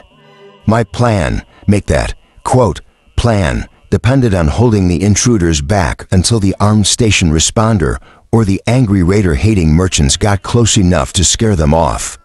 But my bridge drone was reading displays that indicated the hostile had grabbed the facility with the tractor's transports used to attach and detach modules. It was pulling us close, intending to clamp us onto its hull and drag us into the wormhole with it. From their frantic cursing, Roa and Mihail agreed. I got upright and caught Rajput's flailing arm to help her stand. The facility's came back online with a static obscured warning alarm. "Yes, great, that's really helpful right now." A survey member, Ajat, staggered into the foyer from the corridor that led to the facility's lowest storage and lab space. Rajput told them, "Get up to crew level. Hurry." Ajat nodded, heading for the corridor. "Hatches are jammed to labs 3 and 4. I don't know if anyone's trapped." "They're doing a head count up there," Rajput said, pushing them on toward the access. I had an idea, though it had its downside. On the feed, I said, "Roa, can the base ship jettison the facility?" The base ship itself was just a small carrier with bridge, drives, and living space for the 5-person crew. Most of its bulk was designed to be able to grab or deploy the facility module. Mihail replied, calm but breathless, "He's working on it, checking sensor view to see if our clamps are clear." So they had already thought of it. It was nice working with smart humans. Now if I could just keep them all alive, a lot of. My attention was on the hatch 2 meters away from me. I was scanning for any attempt to breach it, either physically or via the hostiles' feed. I tried a breach of my own through the feed, but the hostiles' wall was so solid, I couldn't get any kind of red off it. On my feed relay, Arata said, "We can remote jettison from here.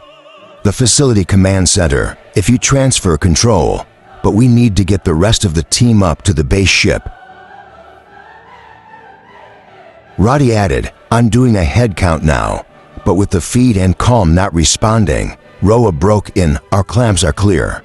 We can jettison," Arata said. "Roa, will they be able to scan us?" "If they can tell we've abandoned the facility, double quotes," Roa replied. "They may be able to. They would definitely be able to."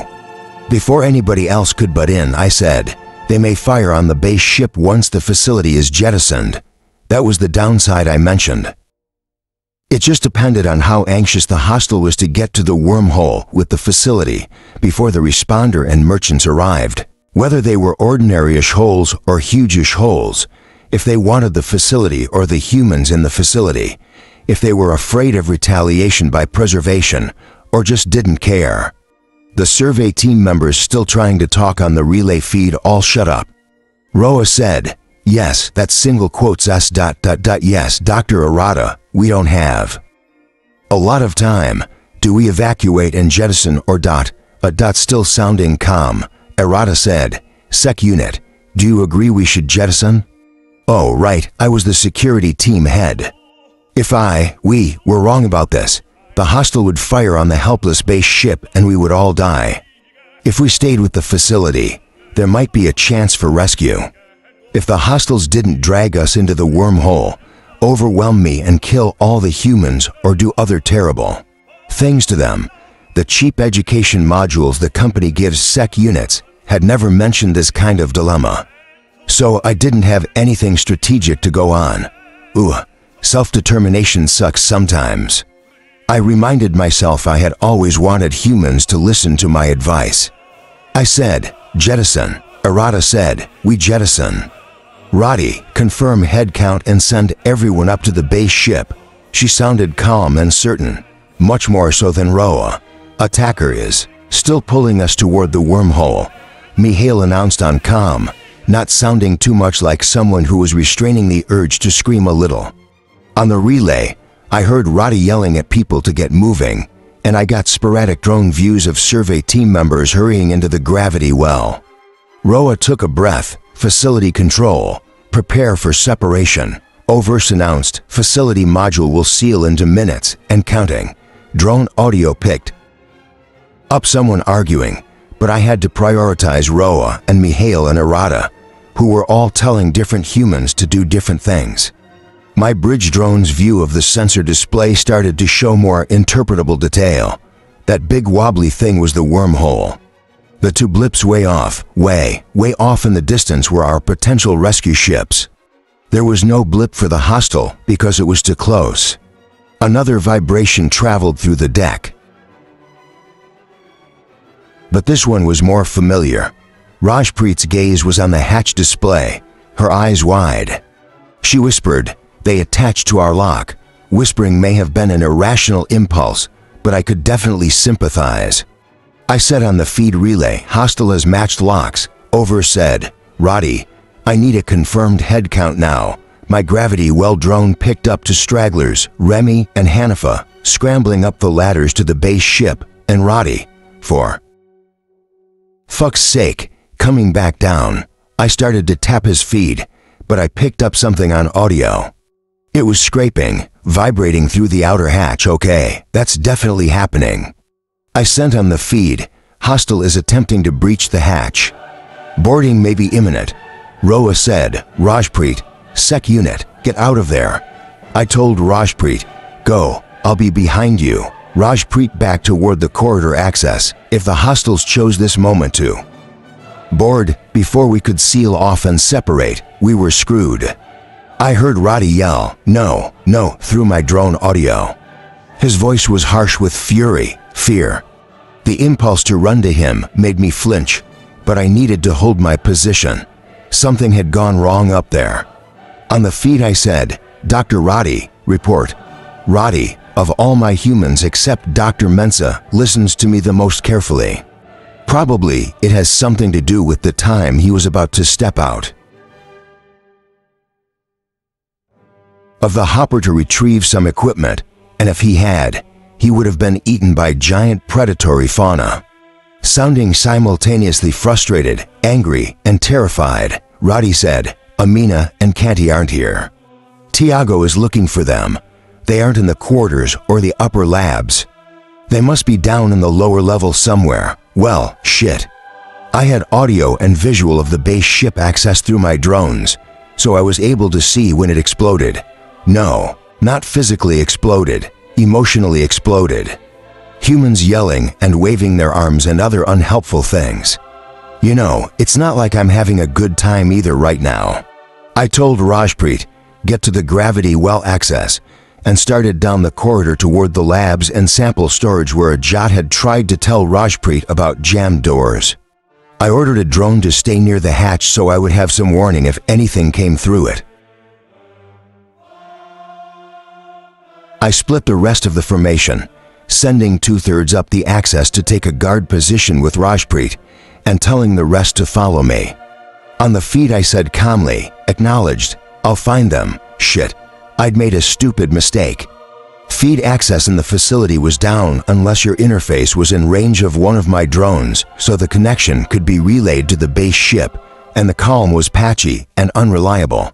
Me, and the humans were too.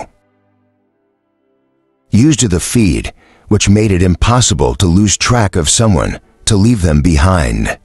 With an active feed, even if you were unconscious, your interface could be used to track your location. Arata said over the feed, "We're holding for you, sec unit. Get to the base ship, errata, I sent back. It was amazing how fast our mostly orderly retreat had turned into a disaster. My drone formation formed around Rajpreet, who was waiting anxiously at the bottom of the gravity well. At the top, base ship crew and survey team members gathered, clutching hand weapons they barely knew how to use. I just hoped nobody accidentally shot themselves or anyone else.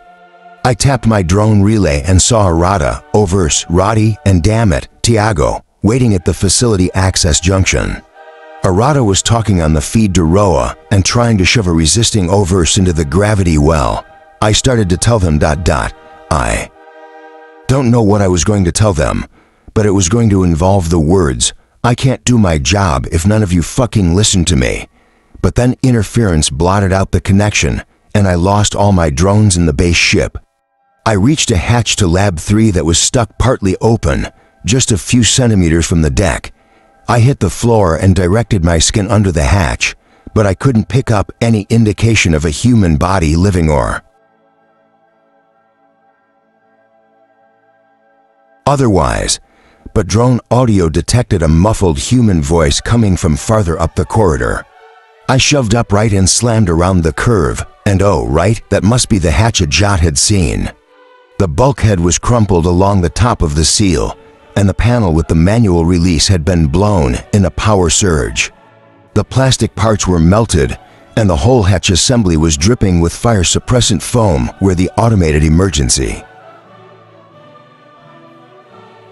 system had engaged. The facility's systems in this area must be down or cut off, and the emergency report had never reached the control deck. My audio picked up a muffled voice from the blocked compartment, but it was too faint for human hearing. My first impulse was to blow the hatch. Fortunately, my second impulse was to grab the manual release and pull. It didn't give, but I could feel the seal was broken, at least some of the locks that held its shut had been disengaged, which meant someone had already triggered the manual release inside, but something was jammed. I ripped the panel open and found crumpled metal pinning the release mechanism. I shoved my sleeve back, tuned the energy weapon in my right arm down to the lowest setting, and burned through it. The hatch clunked as it released, and I dragged it open. Caddy jolted forward and I caught her. It wouldn't open, she gasped. She clutched the kind of tool used on surveys for chipping rock samples, and her hands were bloody. The power inside was out. The only light from the emergency glows along the walls, and equipment and sample cases were jumbled everywhere. Amina was across the compartment, her leg pinned under a lab bench that had collapsed when the bulkhead crumpled. She was conscious and struggling to free herself. My hatchway drone showed the warning lights blinking around the lock. Yikes. I pulled Caddy out into the corridor and took the tool away from her. Get to the gravity well now. On what was left of the feed, I told Rajpreet, "I'm sending Canty to you." Canty hesitated, eyes wide and glazed over. Blood trickled down from a cut above her hairline. Behind me, Amina yelled, "Canty, go." Canty pulled away and ran erratically down the corridor, bouncing off the bulkhead. I ducked into the compartment and went to Amina. Tears streamed down her face, her nose running in that gross, badly upset human way. She banged on the lab bench. "Here, here." We couldn't pry it up. I felt under it carefully where the support strut had pinned her leg. There wasn't blood, though it had to hurt. I felt marks on the metal from the tool Canty had been clutching. She had had it in the right spot, but didn't have the leverage needed to pry up the strut. I wedged the tool back in place and leaned on it. My drones met Canty at the end of the corridor and formed a protective cloud around her as she ran through the foyer toward the gravity well. The strut bent back, and Amina tried to wriggle out and yelped in pain. I said, "Just take it slow," and managed to sound like we had all the time we needed. We did not. My hatchway drone relayed the rising energy readings from the airlock, where something was trying to override the security seal.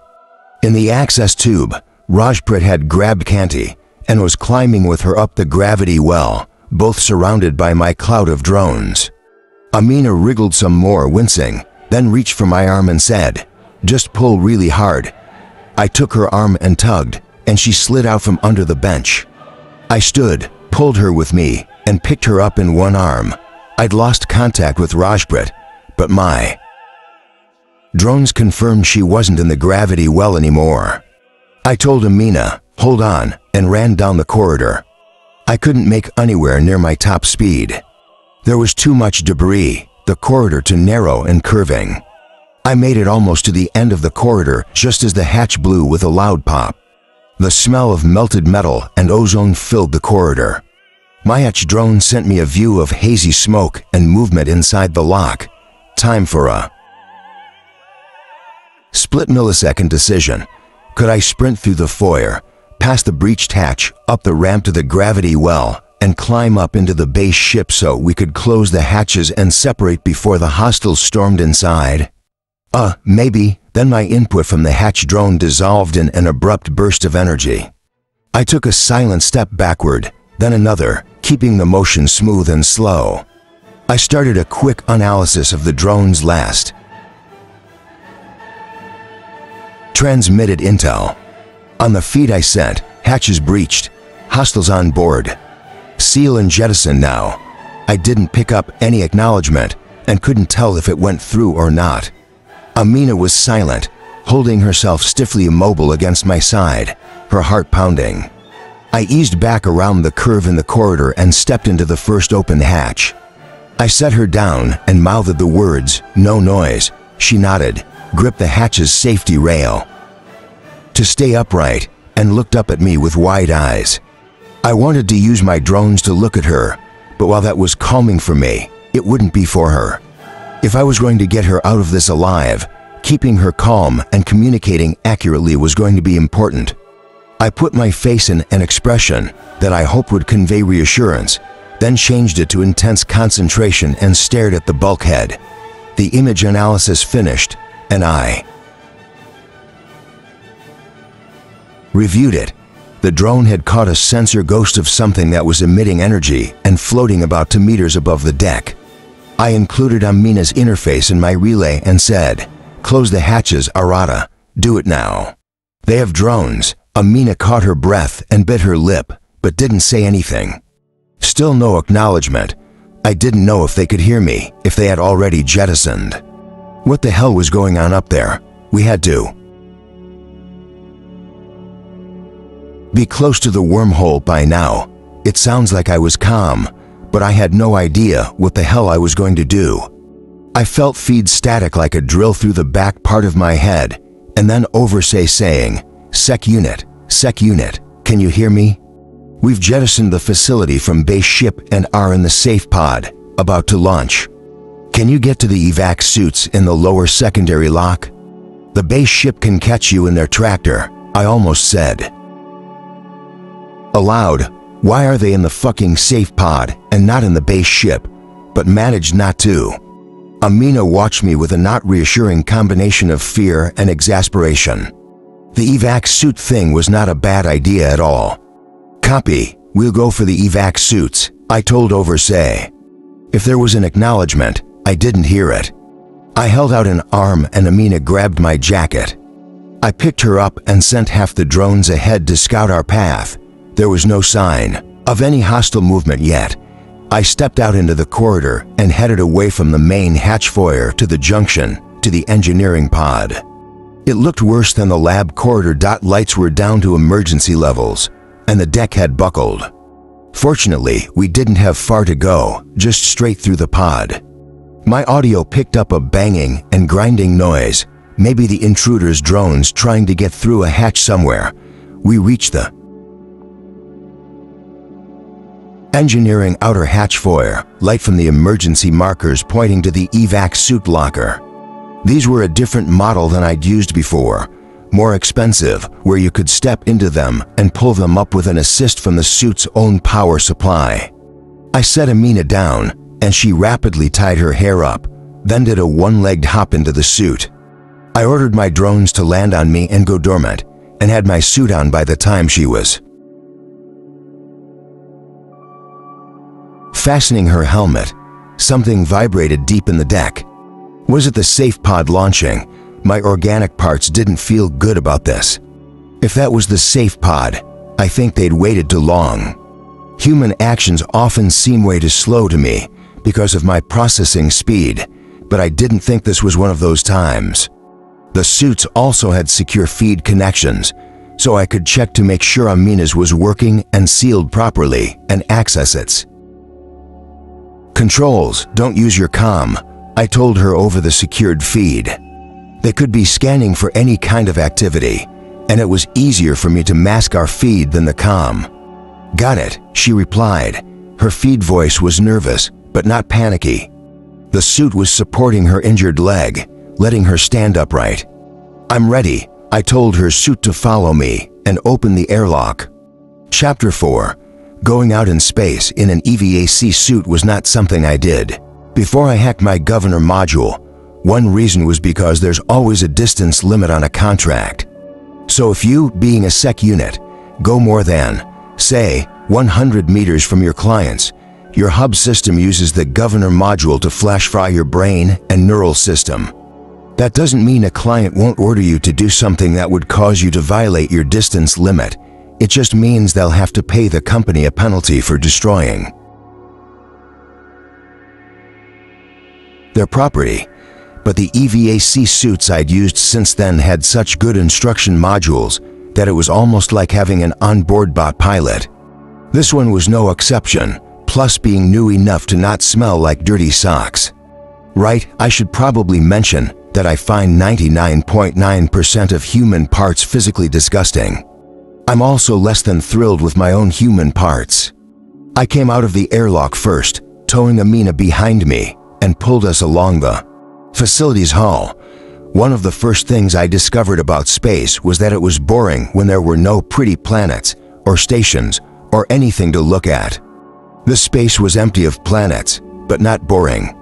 The EVAC suit had scan and imaging capabilities, but I didn't need it as something huge moved out from below us. I designated that direction as down because it was toward where my feet were currently pointed. It was the base ship falling slowly away. The hostile was above us, clamped to the facility. A big, scary blot on the suit's scan. I tapped the base ship's feed, and without the interference from the dying facility, they heard me. Roa said hurriedly, "We've got you on visual. I'm sending coordinates, and Mihail will pull you in with the tractor." I downloaded the projected path, then said, "Where is Oversay?" She reported that she was in the facility safe pod with other survey team members. Roa said, "Copy that. We're contacting them now. Contacting them now?" If the safe pod had launched, it should be on the base ship by now. But I couldn't do anything about it. I had to get Amina to the base ship first. Amina said, "What does that mean? Is Oversay and everyone okay?" I was about to trigger the suit's maneuvering system when Skin picked up an energy surge. My suit's imaging went down, and the helmet plate went dark, protecting my eyes against the flash. I didn't need the protection, but the evac suit didn't know that. Amina made a startled noise. Static blotted out the feed connection. Then Mihail said, "That was a miss."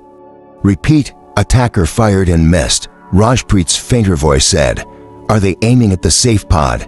The rest was lost in static.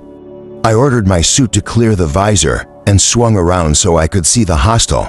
I don't know why my suit wasn't armed. I just wanted to see what was after us as something other than a sensor blot. It was almost as dumb an impulse as some things I've seen humans do. I saw a big, dark hull, reflecting light from preservation's distant primary. There was still nothing coming from it. No feed, no comm, no beacons, so it was like a giant inert object. A giant inert object dragging us toward the wormhole. The evac imaging system came back online to add in sensor data and give me a more accurate outline, making the hostile show up as part dark shape, part schematic. It was odd, since the configuration looked just like. The EVAC scans found a registry designation embossed on the ship's hull and rendered it for me, and I recognized it.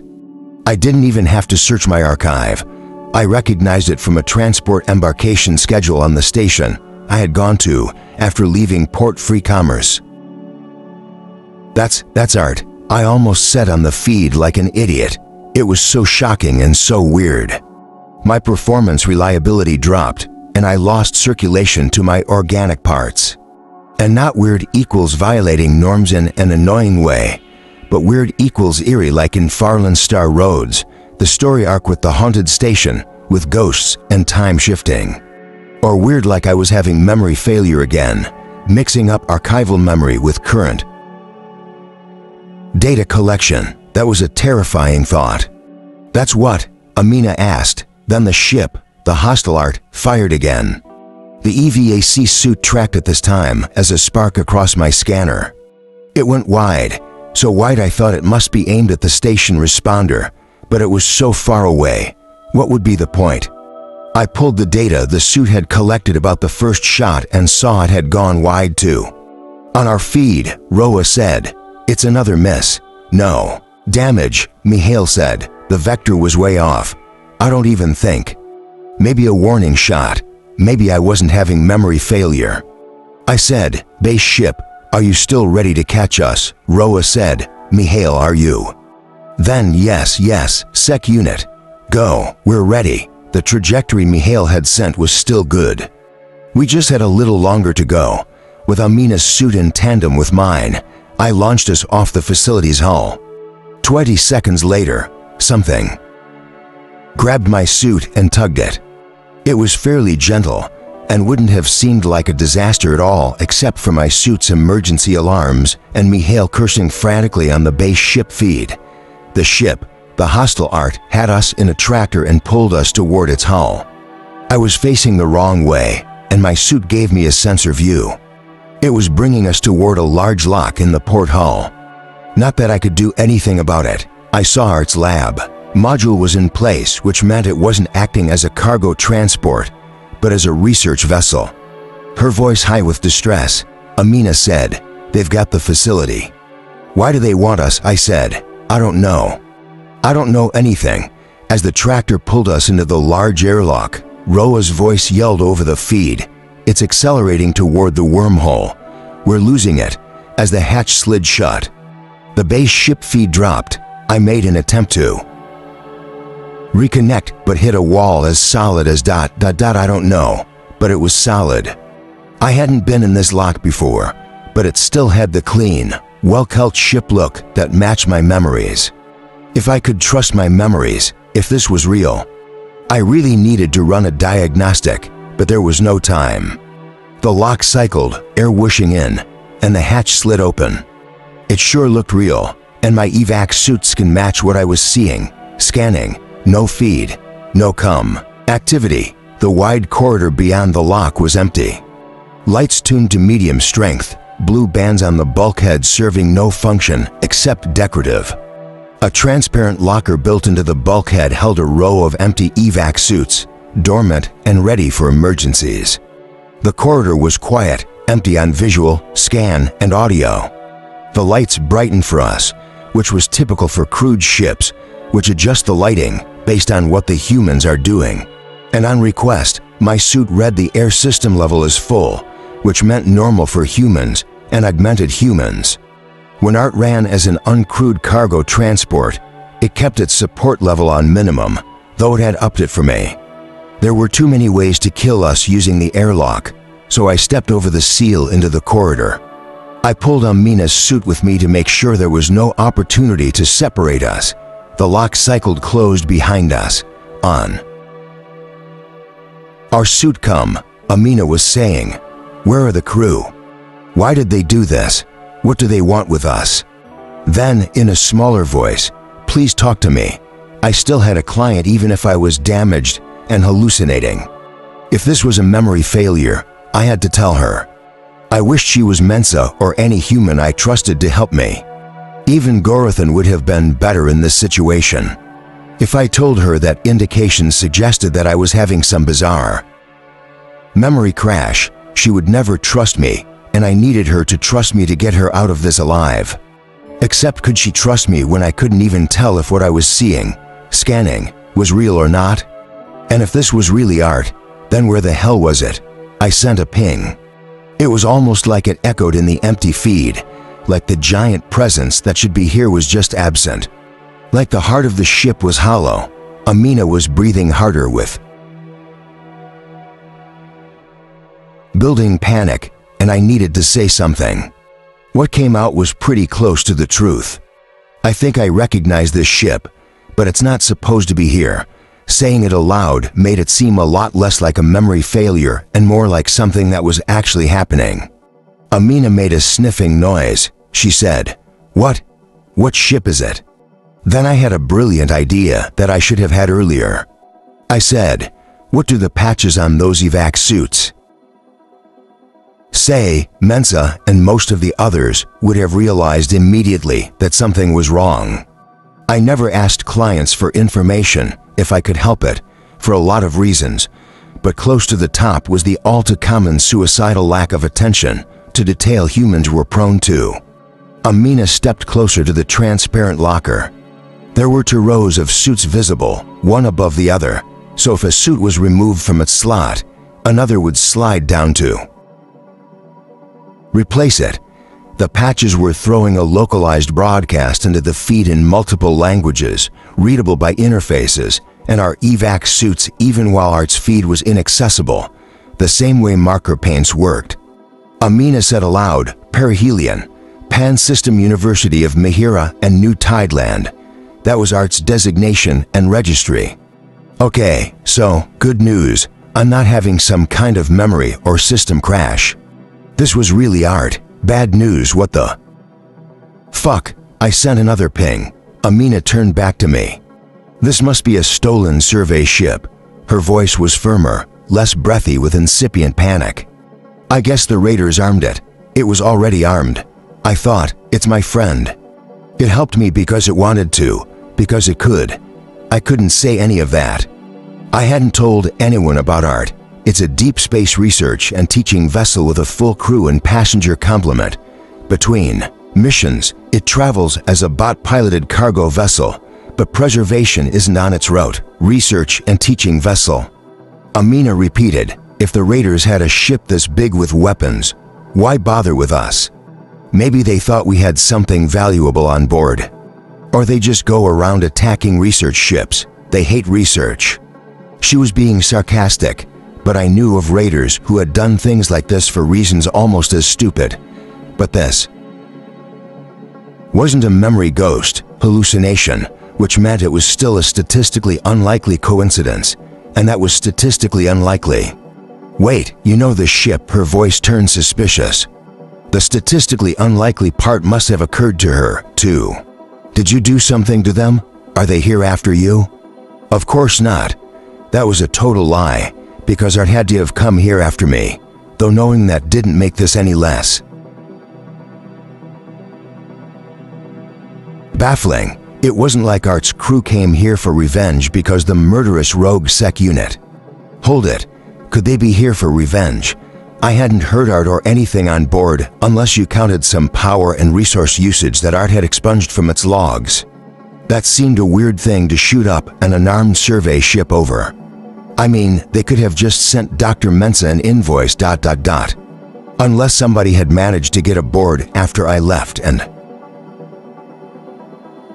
do something to Art and blamed me for it. One big problem with that scenario ...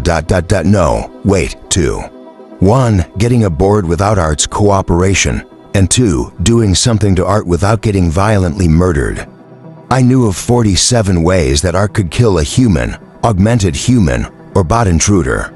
And the only reason I didn't know more is because I got bored and stopped counting. And where the hell was Art? Where was its feed, its drones, its columns, humans? Why wouldn't it answer my pings? I didn't forget that I had one of Art's comms tucked into the pocket under my ribs. Okay, I did forget until 3 minutes and 47 seconds ago. But it wasn't like I'd needed to access the information until now. The comm had been deactivated and inert since I left Art on Ravi Hyrul's transit ring. If Art wanted to call me, it could have used it as soon as we were in range, but that was assuming that Art was still in control of itself. Was something else, bot, or human, or augmented human controlling Art's ship body? I was starting to panic. I didn't want Art to be hurt, and anything that could hurt Art could destroy me and Amina. This wasn't helping. Start with the assumption that Art was still here, intact, but under some sort of constraint I didn't have time to speculate about, but would anyway. Had Art been able to use the deactivated comm to track me after our survey ship arrived through the wormhole? Yes, probably. But why? Why come to preservation space after me? ART loved its crew, like, a lot. It would do anything to help them, including betray me. Was something forcing Art to do this? Did it want the facility? Or was that collateral damage? As soon as it had me and Amina in its tractor, it had increased acceleration toward the wormhole. We had to be in the wormhole by now. Heading away from preservation, the responders wouldn't be able to track us. At least that meant that Oversay and whoever was with her in the safe pod could be picked up by the base ship. I needed to get rid of my evac suit. In gravity, they made movement cumbersome and could be hacked if I wasn't careful. And I wasn't sure how much protection the suit would give Amina from projectiles or other weapon fire. It wasn't like it would be a good idea. To go outside now and freedom of movement was more important. I got the EVAC suit to open its helmet and released my drones. I told it to take up guard positions at the entrance to the corridor and sent the others to make a cautious sweep through the ship, through Art. Then I opened my suit and stepped out. Amina said, "Is that a good idea?" I really didn't need to be second-guessed by an adolescent human right now. Do you have any other suggestions? I guess we can't stay in these things forever, she muttered and opened her suit. I waited for her to climb out. She was shaking a little and sweating and favoring her injured leg. I needed to get access to the medical suite. Whatever was going on here, it would be easier to deal with if Amina wasn't hurt. I moved toward the corridor, gesturing Amina to stay behind me.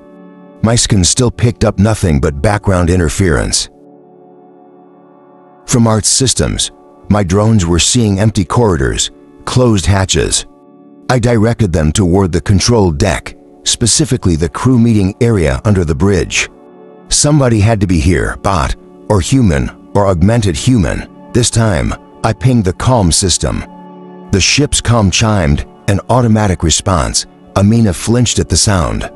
Keeping my voice low, I told her, "That was me. Why?" She managed to whisper this in a way that sounded very demanding. Then she grimaced in frustration, "Right? I guess they know we're here since they kidnapped us." So far, my drones hadn't detected any crew. There was no response to the comm, and I moved toward the corridor. I wasn't sure what I was going to do. Maybe go up to Art's bridge and bang on the shield over its control core? This was one of the corridors I had walked up and down, working on my pretending to be a human code, where Art had critiqued my performance. Maybe that made me less cautious. That, and the fact that my drones had just passed through here seconds ago. As I stepped into the corridor, something moved in my peripheral vision. This is why we have drones. Unfortunately, whatever this was, my guard drone hadn't registered its presence. I didn't see it until it moved, and that was too late. I took the hit right in the side of my head and got body slammed against the bulkhead. Performance reliability catastrophic drop, shutdown, restart. I was lying in a heap on the deck, a broken fragment of something grinding into my cheek. I knew I'd had an emergency shutdown. I miss my armor all the time, but particularly at times like this. I need the organic parts inside my head, but they have much better shock absorption in there than inside a human skull. You can hit a sec unit hard enough to make our performance reliability drop so fast and so low it triggers a temporary shutdown. Operative word temporary, but it's really not a good idea, not if you want to keep your internal organs inside your body and not smeared on the bulkheads of your stolen transport. Oh, it's on now. My drones had gone dormant and my systems weren't online to access them yet. My audio kicked back in, and I picked up sound coming from down the corridor. A voice, Amina's voice too. Low for me to make out the words, I tapped the input from my drone relay feed. It was a passive connection and still transmitting. Amina's voice was hard with what was clearly false bravado. You've made a big mistake. There are armed ships minutes away. They'll be here, oh, little child, we're in the bridge transit. No one will ever find you again. The voice, unidentified one, was light, arch, with an echo caused by an out-of-date pre-feed. Translator system, now, tell us about the weapon. Amina's bravado was turning into real anger. Our survey facility wasn't armed. If it was, you'd be blown to pieces. Note to humans and augmented humans, no one likes being patronized. Unidentified one sounded even more amused. You had better have the weapon we were told of, or I'll take your ribs out one by one and break them in front of your little face. I saved that for future reference. Unidentified one seemed to have gone to some trouble with the wording of that threat. It would be a shame if they never experienced it firsthand. Another voice, unidentified two, said, I hate lying. All these things lie. It sounded almost identical to unidentified one, except it was slightly deeper in tone.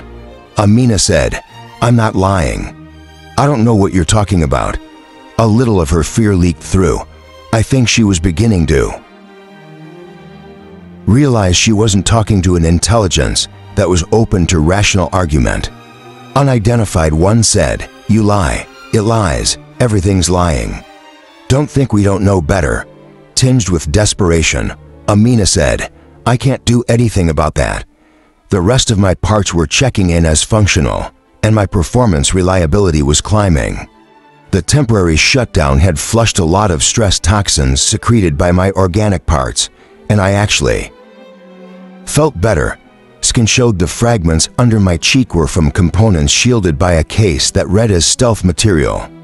I'd been hit by a drone, maybe the same type I'd caught an image of in the facility before evasing. It had hit me so hard, it had knocked itself to pieces. None of Art's drones, at least the ones it had let me see, had stealth construction. And maybe the forced restart had definitely done me some good, because I was an idiot to not think of this before.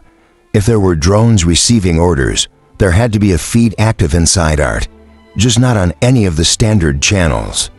As my legs and feet came back online, and I eased slowly upright, I tweaked my receivers to scan the whole range for activity. My projectile weapon lay on the deck in pieces, like someone had used a tool to pound it apart.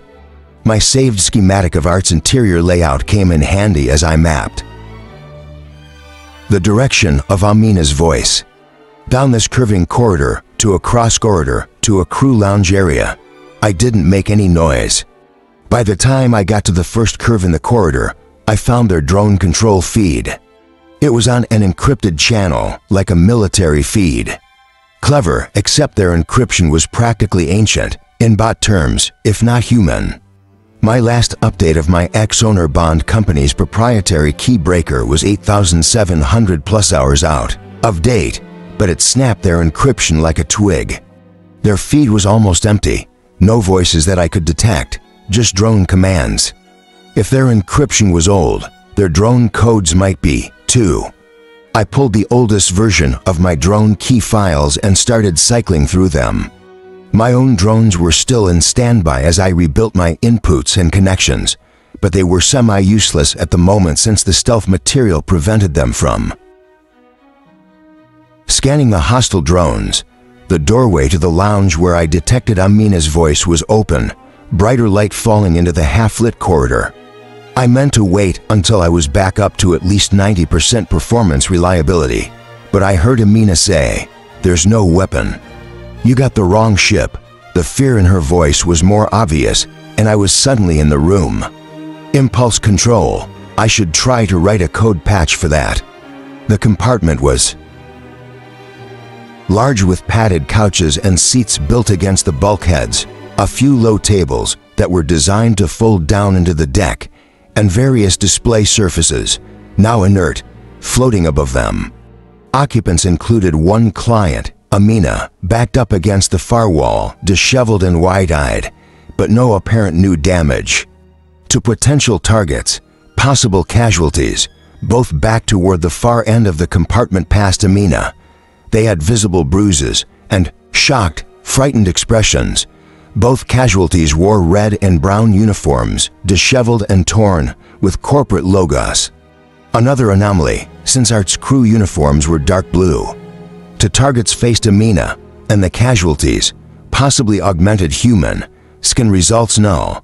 Both targets turned toward me.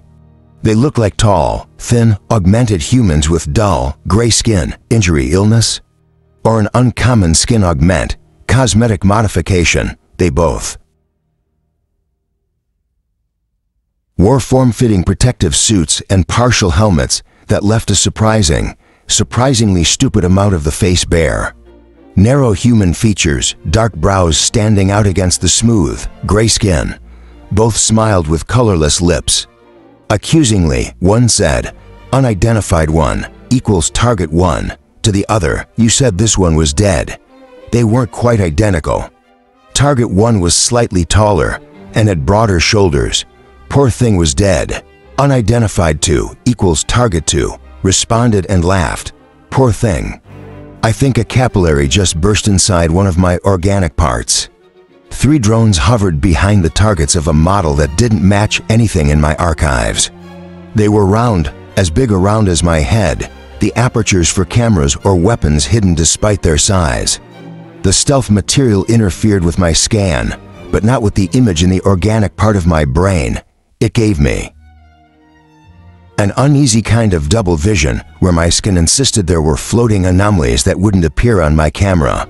Yet I had a clear image in my temp data storage supplied by my organic nerve tissue. I knew the target drones weren't slow, but they looked cumbersome. "I needed intel before proceeding," I said. "What did you do to Art?" That wasn't the intel I needed, but it was the intel I wanted. Target 1 cocked its head inquiringly and bared sharp teeth, another possible cosmetic modification or genetic variance. Target 1 said, "You're babbling, poor thing." Target 2, in almost the same tone, said, "These creatures seem to have no control over their vocalizations." I was aware of Amina watching me with wide eyes, both hands pressed to her mouth. Casualties 1 and 2, still behind her, stared at me in confusion.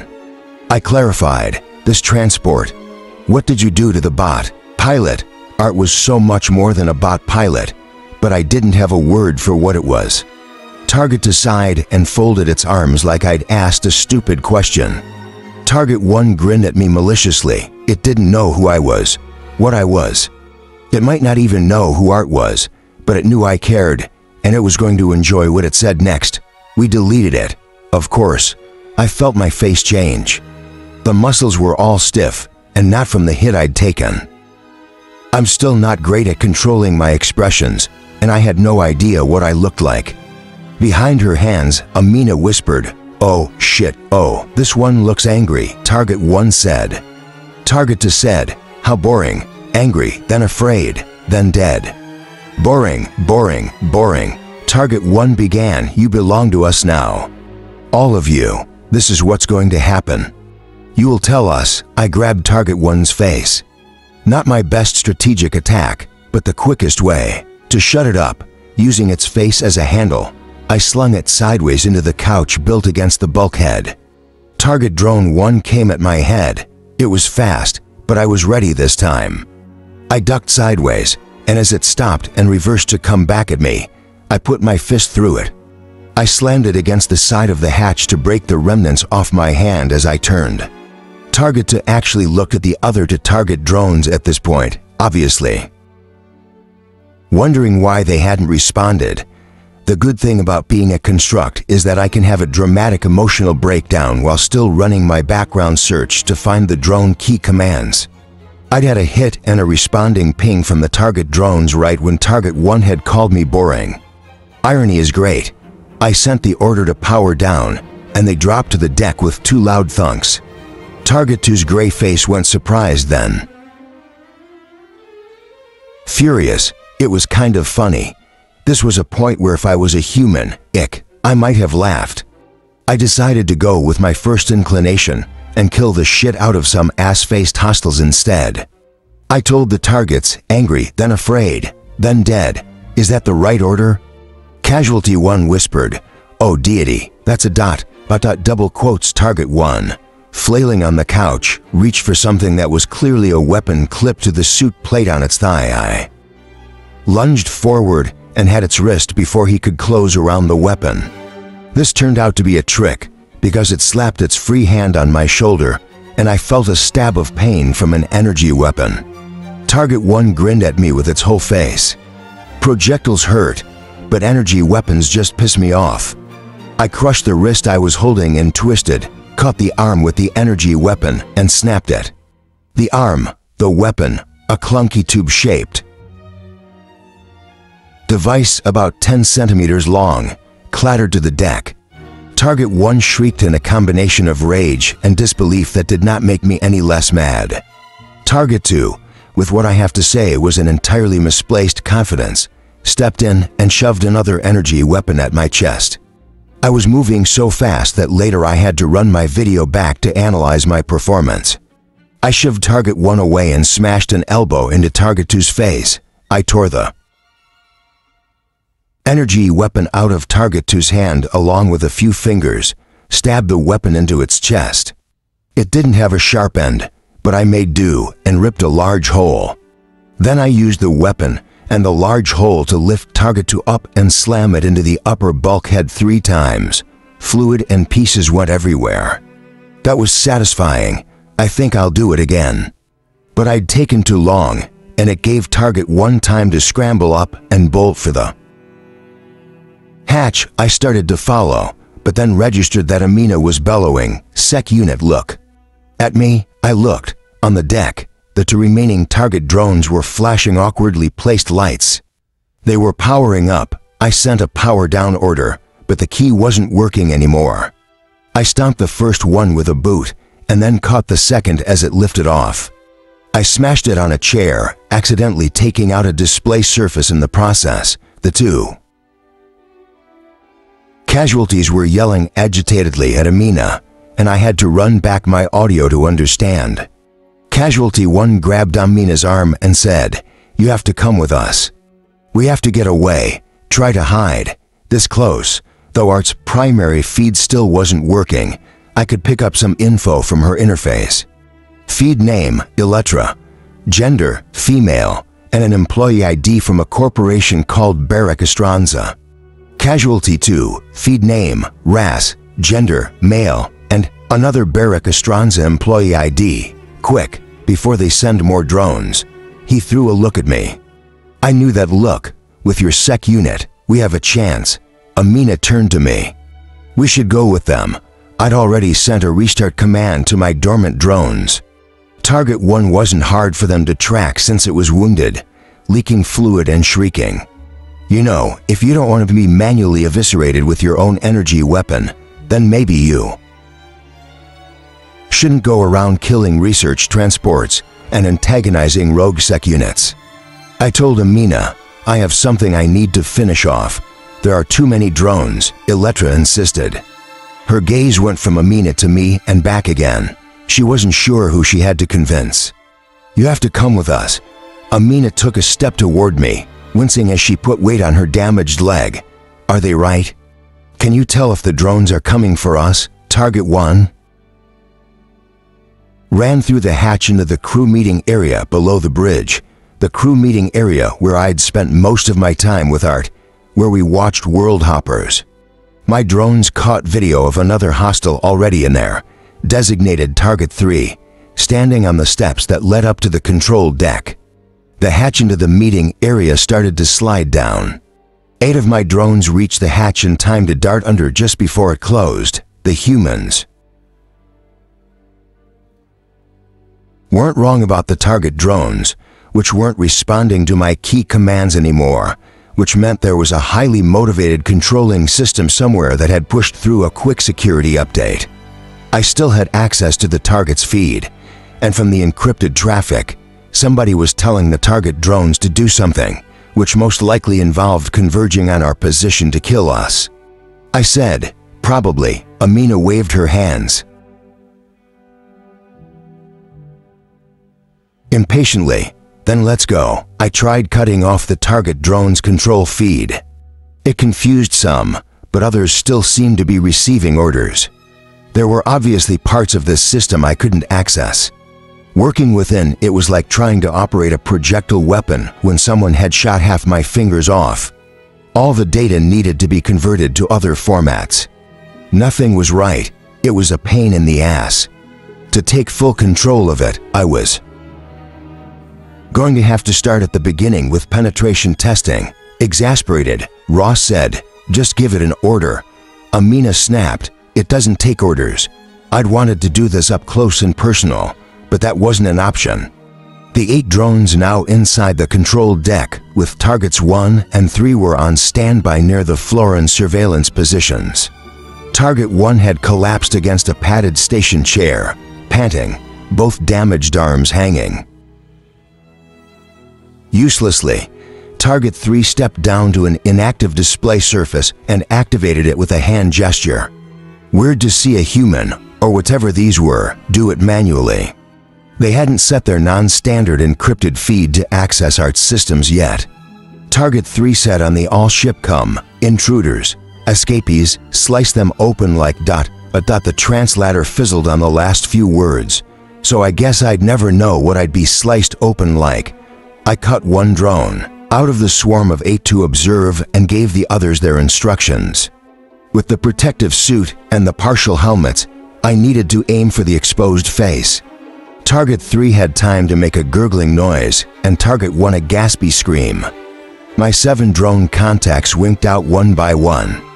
Drone 8 continued to record, sending me video of the bodies jerking helplessly, then finally dropping in leaking sprawls to the deck. But that's a sec. "Unit," Ross protested. Electra, her expression increasingly desperate, listened to the calm announcement and its abrupt end. "We have to go." Amina limped forward another step. She grabbed my arm and glared up at me. "Listen to me."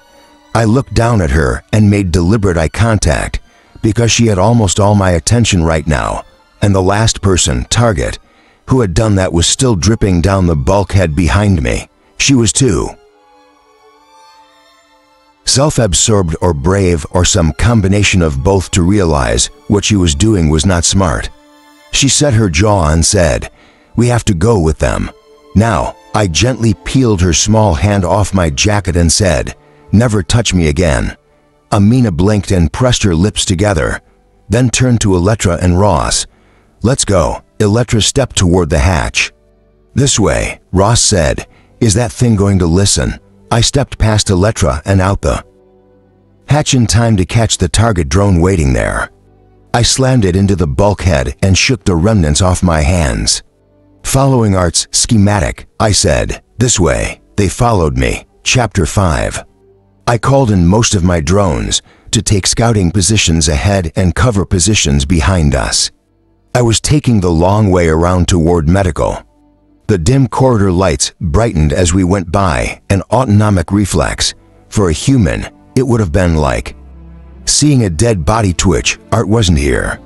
There was no sign of its drones, but some of its lower-level functions were active, the code running even without the controlling intelligence. An intruder system, probably some kind of bot pilot, had changed the security key for the target drones, and it must be guiding the ship through the wormhole. Transports just can't do that on autopilot, at least according to World Hoppers and all the other shows about ships that I'd watched, that Art had wanted to watch. I designated the intruder as target control system. I hoped it was sentient enough to hurt when I killed it. I had a lot of work to do before that point, and the image of the steaming bodies of targets 1 and 3 inside Art's pristine control area was taking up way too much processing space. I had a few scout drones still in the corridors near the control area, and I told them to start mapping any motion and anomalous activity and plot it to my copy of Art's schematic. I had to find a way to advance detect the target drones, A drone, designated Scout 2, parked on the ceiling of the foyer outside the crew meeting area, picked up activity. More targets converged on the foyer and tried to get the hatch open, but Target 3 had apparently used a manual emergency control to seal it from the inside.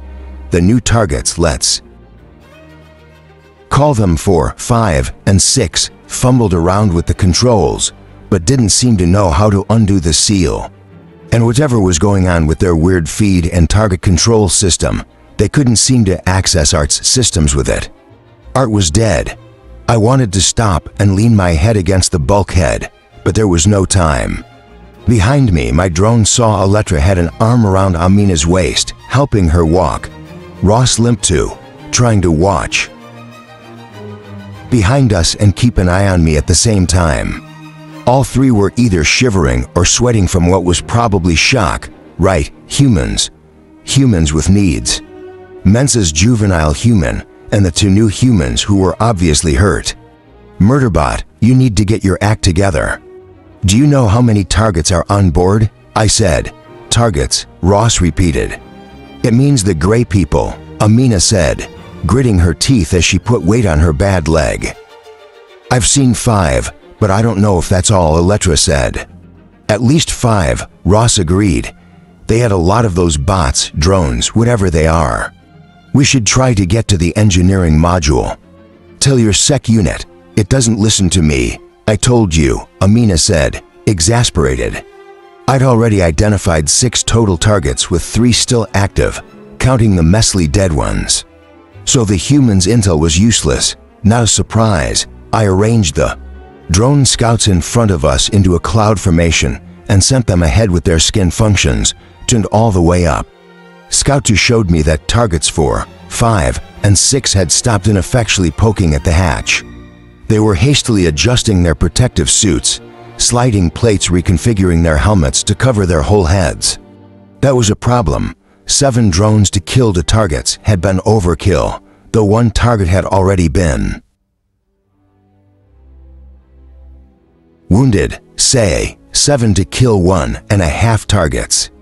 Especially when my supply of drones was limited. I had no real intel on how good their armor was at deflecting drones, and trying to find out might mean wasting another squad.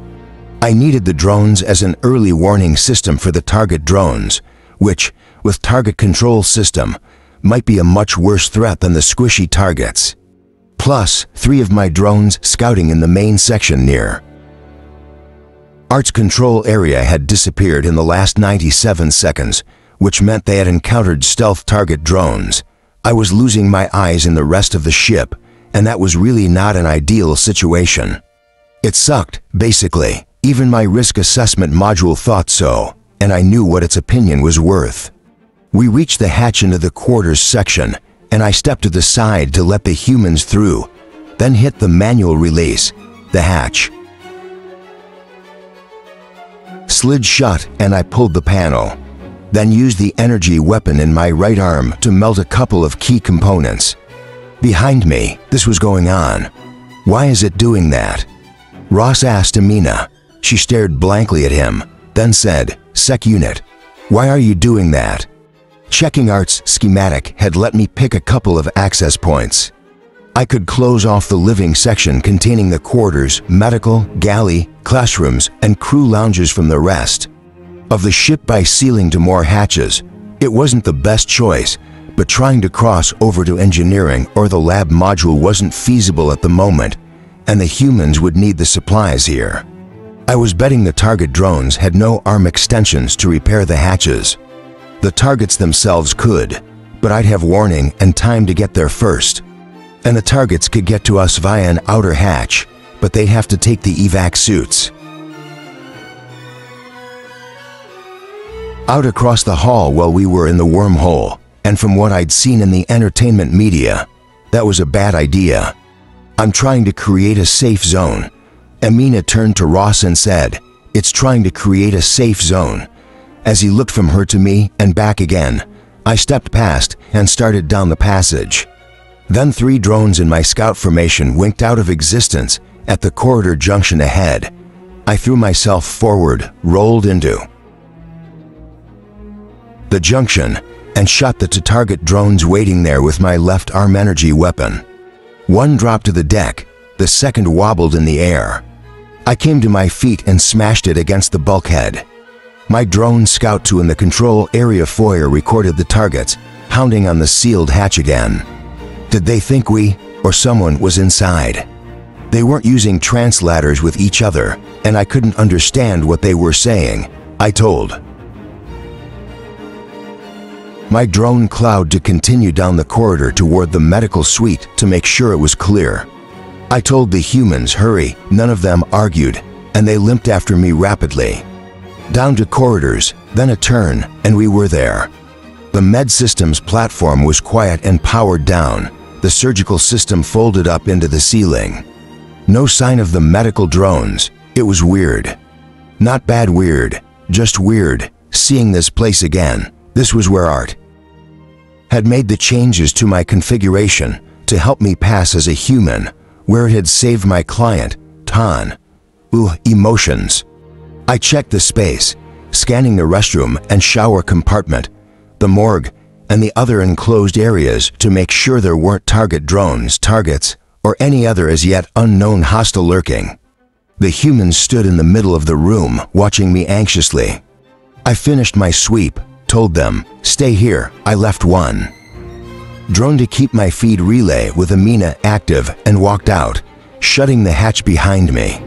I sent my drone Cloud ahead and sprinted after it, heading toward the hatch at the opposite end of the module. If the targets had figured out what I was doing, this was the closest hatch to the control area foyer where they were still gathered. As I reached the hatch I needed to seal, I risked a look down the short module passage into the next section. My organic nerve tissue detected movement, and I hit the hatch release to shut it. I sealed the manual controls, left a drone sentry, and took off for the last hatch. Inside the medical suite, the humans were still huddled together. Ilitra whispered, "Can you tell what it's doing?" Amina said, "It's sealing the hatches like it said it would." Ross looked frustrated and impatient, but didn't argue. The third hatch led to a connecting section which was a secondary pathway into the engineering module.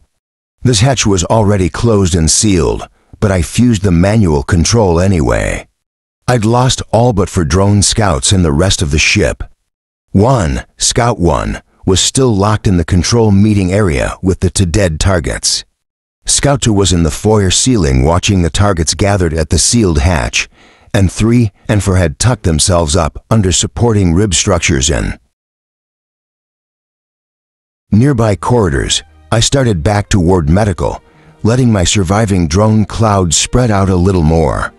Bits of me hurt enough that I needed to tune down my pain sensors.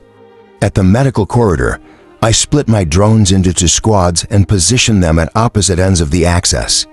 I needed to clear this section and make sure I hadn't trapped us in here with anything, but there were things I wanted to know first, when I stepped inside. Ross said, "What's going on?" He glanced at Amina, still unsure who to talk to. "Are we safe here?" I knew Art's normal crew size. The command crew alone was at least 8 members with a rotating complement of instructors and students. I knew from my brief sweep that there was no sign anyone had been treated in the medical suite recently, no dead humans in cold storage, which was good, except that the bodies could have been spaced. I knew how Art would have felt about that. I said, "Where's the crew of this ship?" Again, Ross looked at Amina. Amina's brow furrowed, and she said to me, "I thought they were the crew." "No," Ilitra said. She seemed confused too. Our ship was a Barash Estranza transport. Amina turned to Ross and Ilitra. "So where are the crew of this ship?" Ross shook his head in annoyance. "Look, I can see you're young. I'm guessing the sec unit was ordered to protect you, but double quotes." Amina made a derisive huff. "It doesn't even like me, admittedly. I am tired of the whole concept of humans at the moment, but that was unfair because she didn't like me first. If you tell it to take orders from us," Ross tried again, "this will be a lot easier." Ilitra nodded. It's for the best. It doesn't seem like you know how to control it." Amina waved her hands in exasperation. "Look, that's not double quotes. I see I have some operational parameters to establish." I crossed the room, grabbed Ross by the front of his uniform jacket, and slammed him down on the med platform. I said, "Answer my question." Behind me, Elytra had flinched and backed away. Amina said, "Sec unit, my mother will be angry if you hurt him." "Oh, we were going to try that tactic, were we?" I said, "You obviously don't know how your mother actually feels about corporates," Elytra said frantically. "We don't know where the crew is. Ross, just tell it we don't know." Ross rasped out, "We don't know," I said. "Is that the truth or is that the story you're going with?" "It's the truth," Ross managed. "We don't know what happened to them. We really don't," Elytra added, urgent enough to be convincing. "We haven't seen anyone else since we were brought aboard. Just those people." I let Ross up and he scrambled away from me, over to Elytra on the far side of the room. His expression was frightened, incredulous. "Stop being so mean," Amina hissed at me. I lowered my voice and I sounded absolutely normal, and not like I was upset at all. "I am trying to keep you alive. I appreciate that, but she squinted up at me. "You look really bad. Are you sure you're all right? That drone hit you really hard."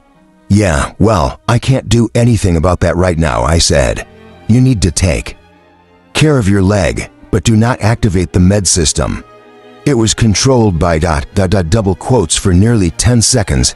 I'd forgotten. By the bot pilot. It was compromised before it was destroyed, or it would have killed the intruders itself. Something is still running the ship, taking us through the wormhole, and whatever it is may have control of the med system. Amina threw a worried look at the silent medical platform. So did Ross and Elytra. Amina said, "I didn't know bot pilots could kill people. They're almost as dangerous as humans. I know, of every argument I could try to start right now, that one is in the top 5 most stupidly pointless." Amina gave me a baffled glare, but said, "Right, so no med system. There's got to be some manual med supplies here somewhere. Use one of the emergency kits in that locker. I need to finish clearing this section." I hit our private relay and added, "I'll leave you some drones." I cut a squad of 8 out of my cloud and told them to stay with her. Her eyes widened and she hesitated. For 3 seconds, I didn't understand why. She hadn't been afraid when I'd grabbed Ross. Her expression had been more annoyed than anything else. Then I realized she didn't want to separate. She took a sharp breath and said, "All right." On the feed relay, she added, "Good, drones. That's what I've always wanted." I could have said, "Don't say I never gave you anything," and we could have had reassuring sarcastic banter like one of my shows, but I was walking around in Art's corpse, and nothing felt reassuring. I just said, "I'll stay in contact." I walked out, headed for the quarters section. Scout 2 in the control area foyer was still watching a confused, agitated conversation among the targets. Wait, something was different again about their helmets. I ran back the video and spotted it. The color had changed from a dull, blue-gray to the same patterned stealth material as the target drones. The targets noticed when it happened, pointing at each other and commenting on it, but they didn't seem to find it surprising or unusual. Another security update by target control system. That's all I fucking need. My drone targeting would be completely thrown off. Fortunately, the update hadn't been, or more. Probably couldn't be loaded to the rest of their body armor, but killer drone strikes might be completely off the table now. I wondered why the targets had been pounding on the hatch. If targets 1 and 3 could come back from the dead, Scout 1 hadn't recorded any sign of it. Depending on how target control system collected data from the target drones, how they recorded and transmitted video, the 3 remaining targets might actually have very little idea of what had happened to targets 1, 2, and 3. They knew Amina and I had been brought aboard. They had too. but they seemed focused on the sealed control area. They hadn't gone to the lounge where Target's body still was. Maybe, despite the target drones and target control systems updates, they didn't have access to surveillance data? Target control system obviously knew physical impacts had killed the targets, or it wouldn't have coded the updates. Was it not sharing that information with the targets? It was a strange idea, I know, and if correct, it was more proof for the theory that the targets had little to no access to most of ART's onboard systems, even though target control system was running Helm and presumably weapons. Though ART didn't have feed-accessible security cams like a normal transport, I pulled together a simple code for penetration. Testing and started to run it in the background on all the channels where I thought there might be target drone activity. I was going to break into target control system and do terrible things to it. And if the targets were that confused about what had happened and where we were, I could use that. I started another process to pull recorded audio out of my archive. If I had a plan at the moment, which I did not, it would involve stalling a lot.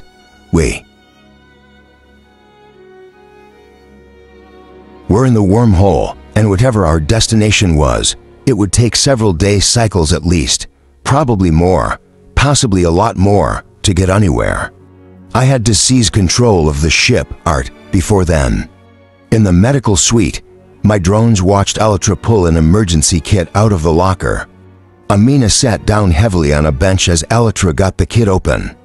Ross glanced warily up at my drones, which were in a circulating formation in the upper part of the compartment. He said that your sec unit is really going to protect us. Sure, Amina said, distracted, as Elytra handed her a wound pack. Elytra opened a container of medication tabs with a groan of relief. My back is killing me. They let us have ration bars from an emergency supply pack, but no meds. Nothing else, Ross persisted. You said your family owns it. No, I didn't say that. Amina wrapped the wound pack around her injured leg. Then she almost fell over as it shot drugs for shock and pain right through her torn pants. I told her, tell them I'm under contract to the Preservation Survey.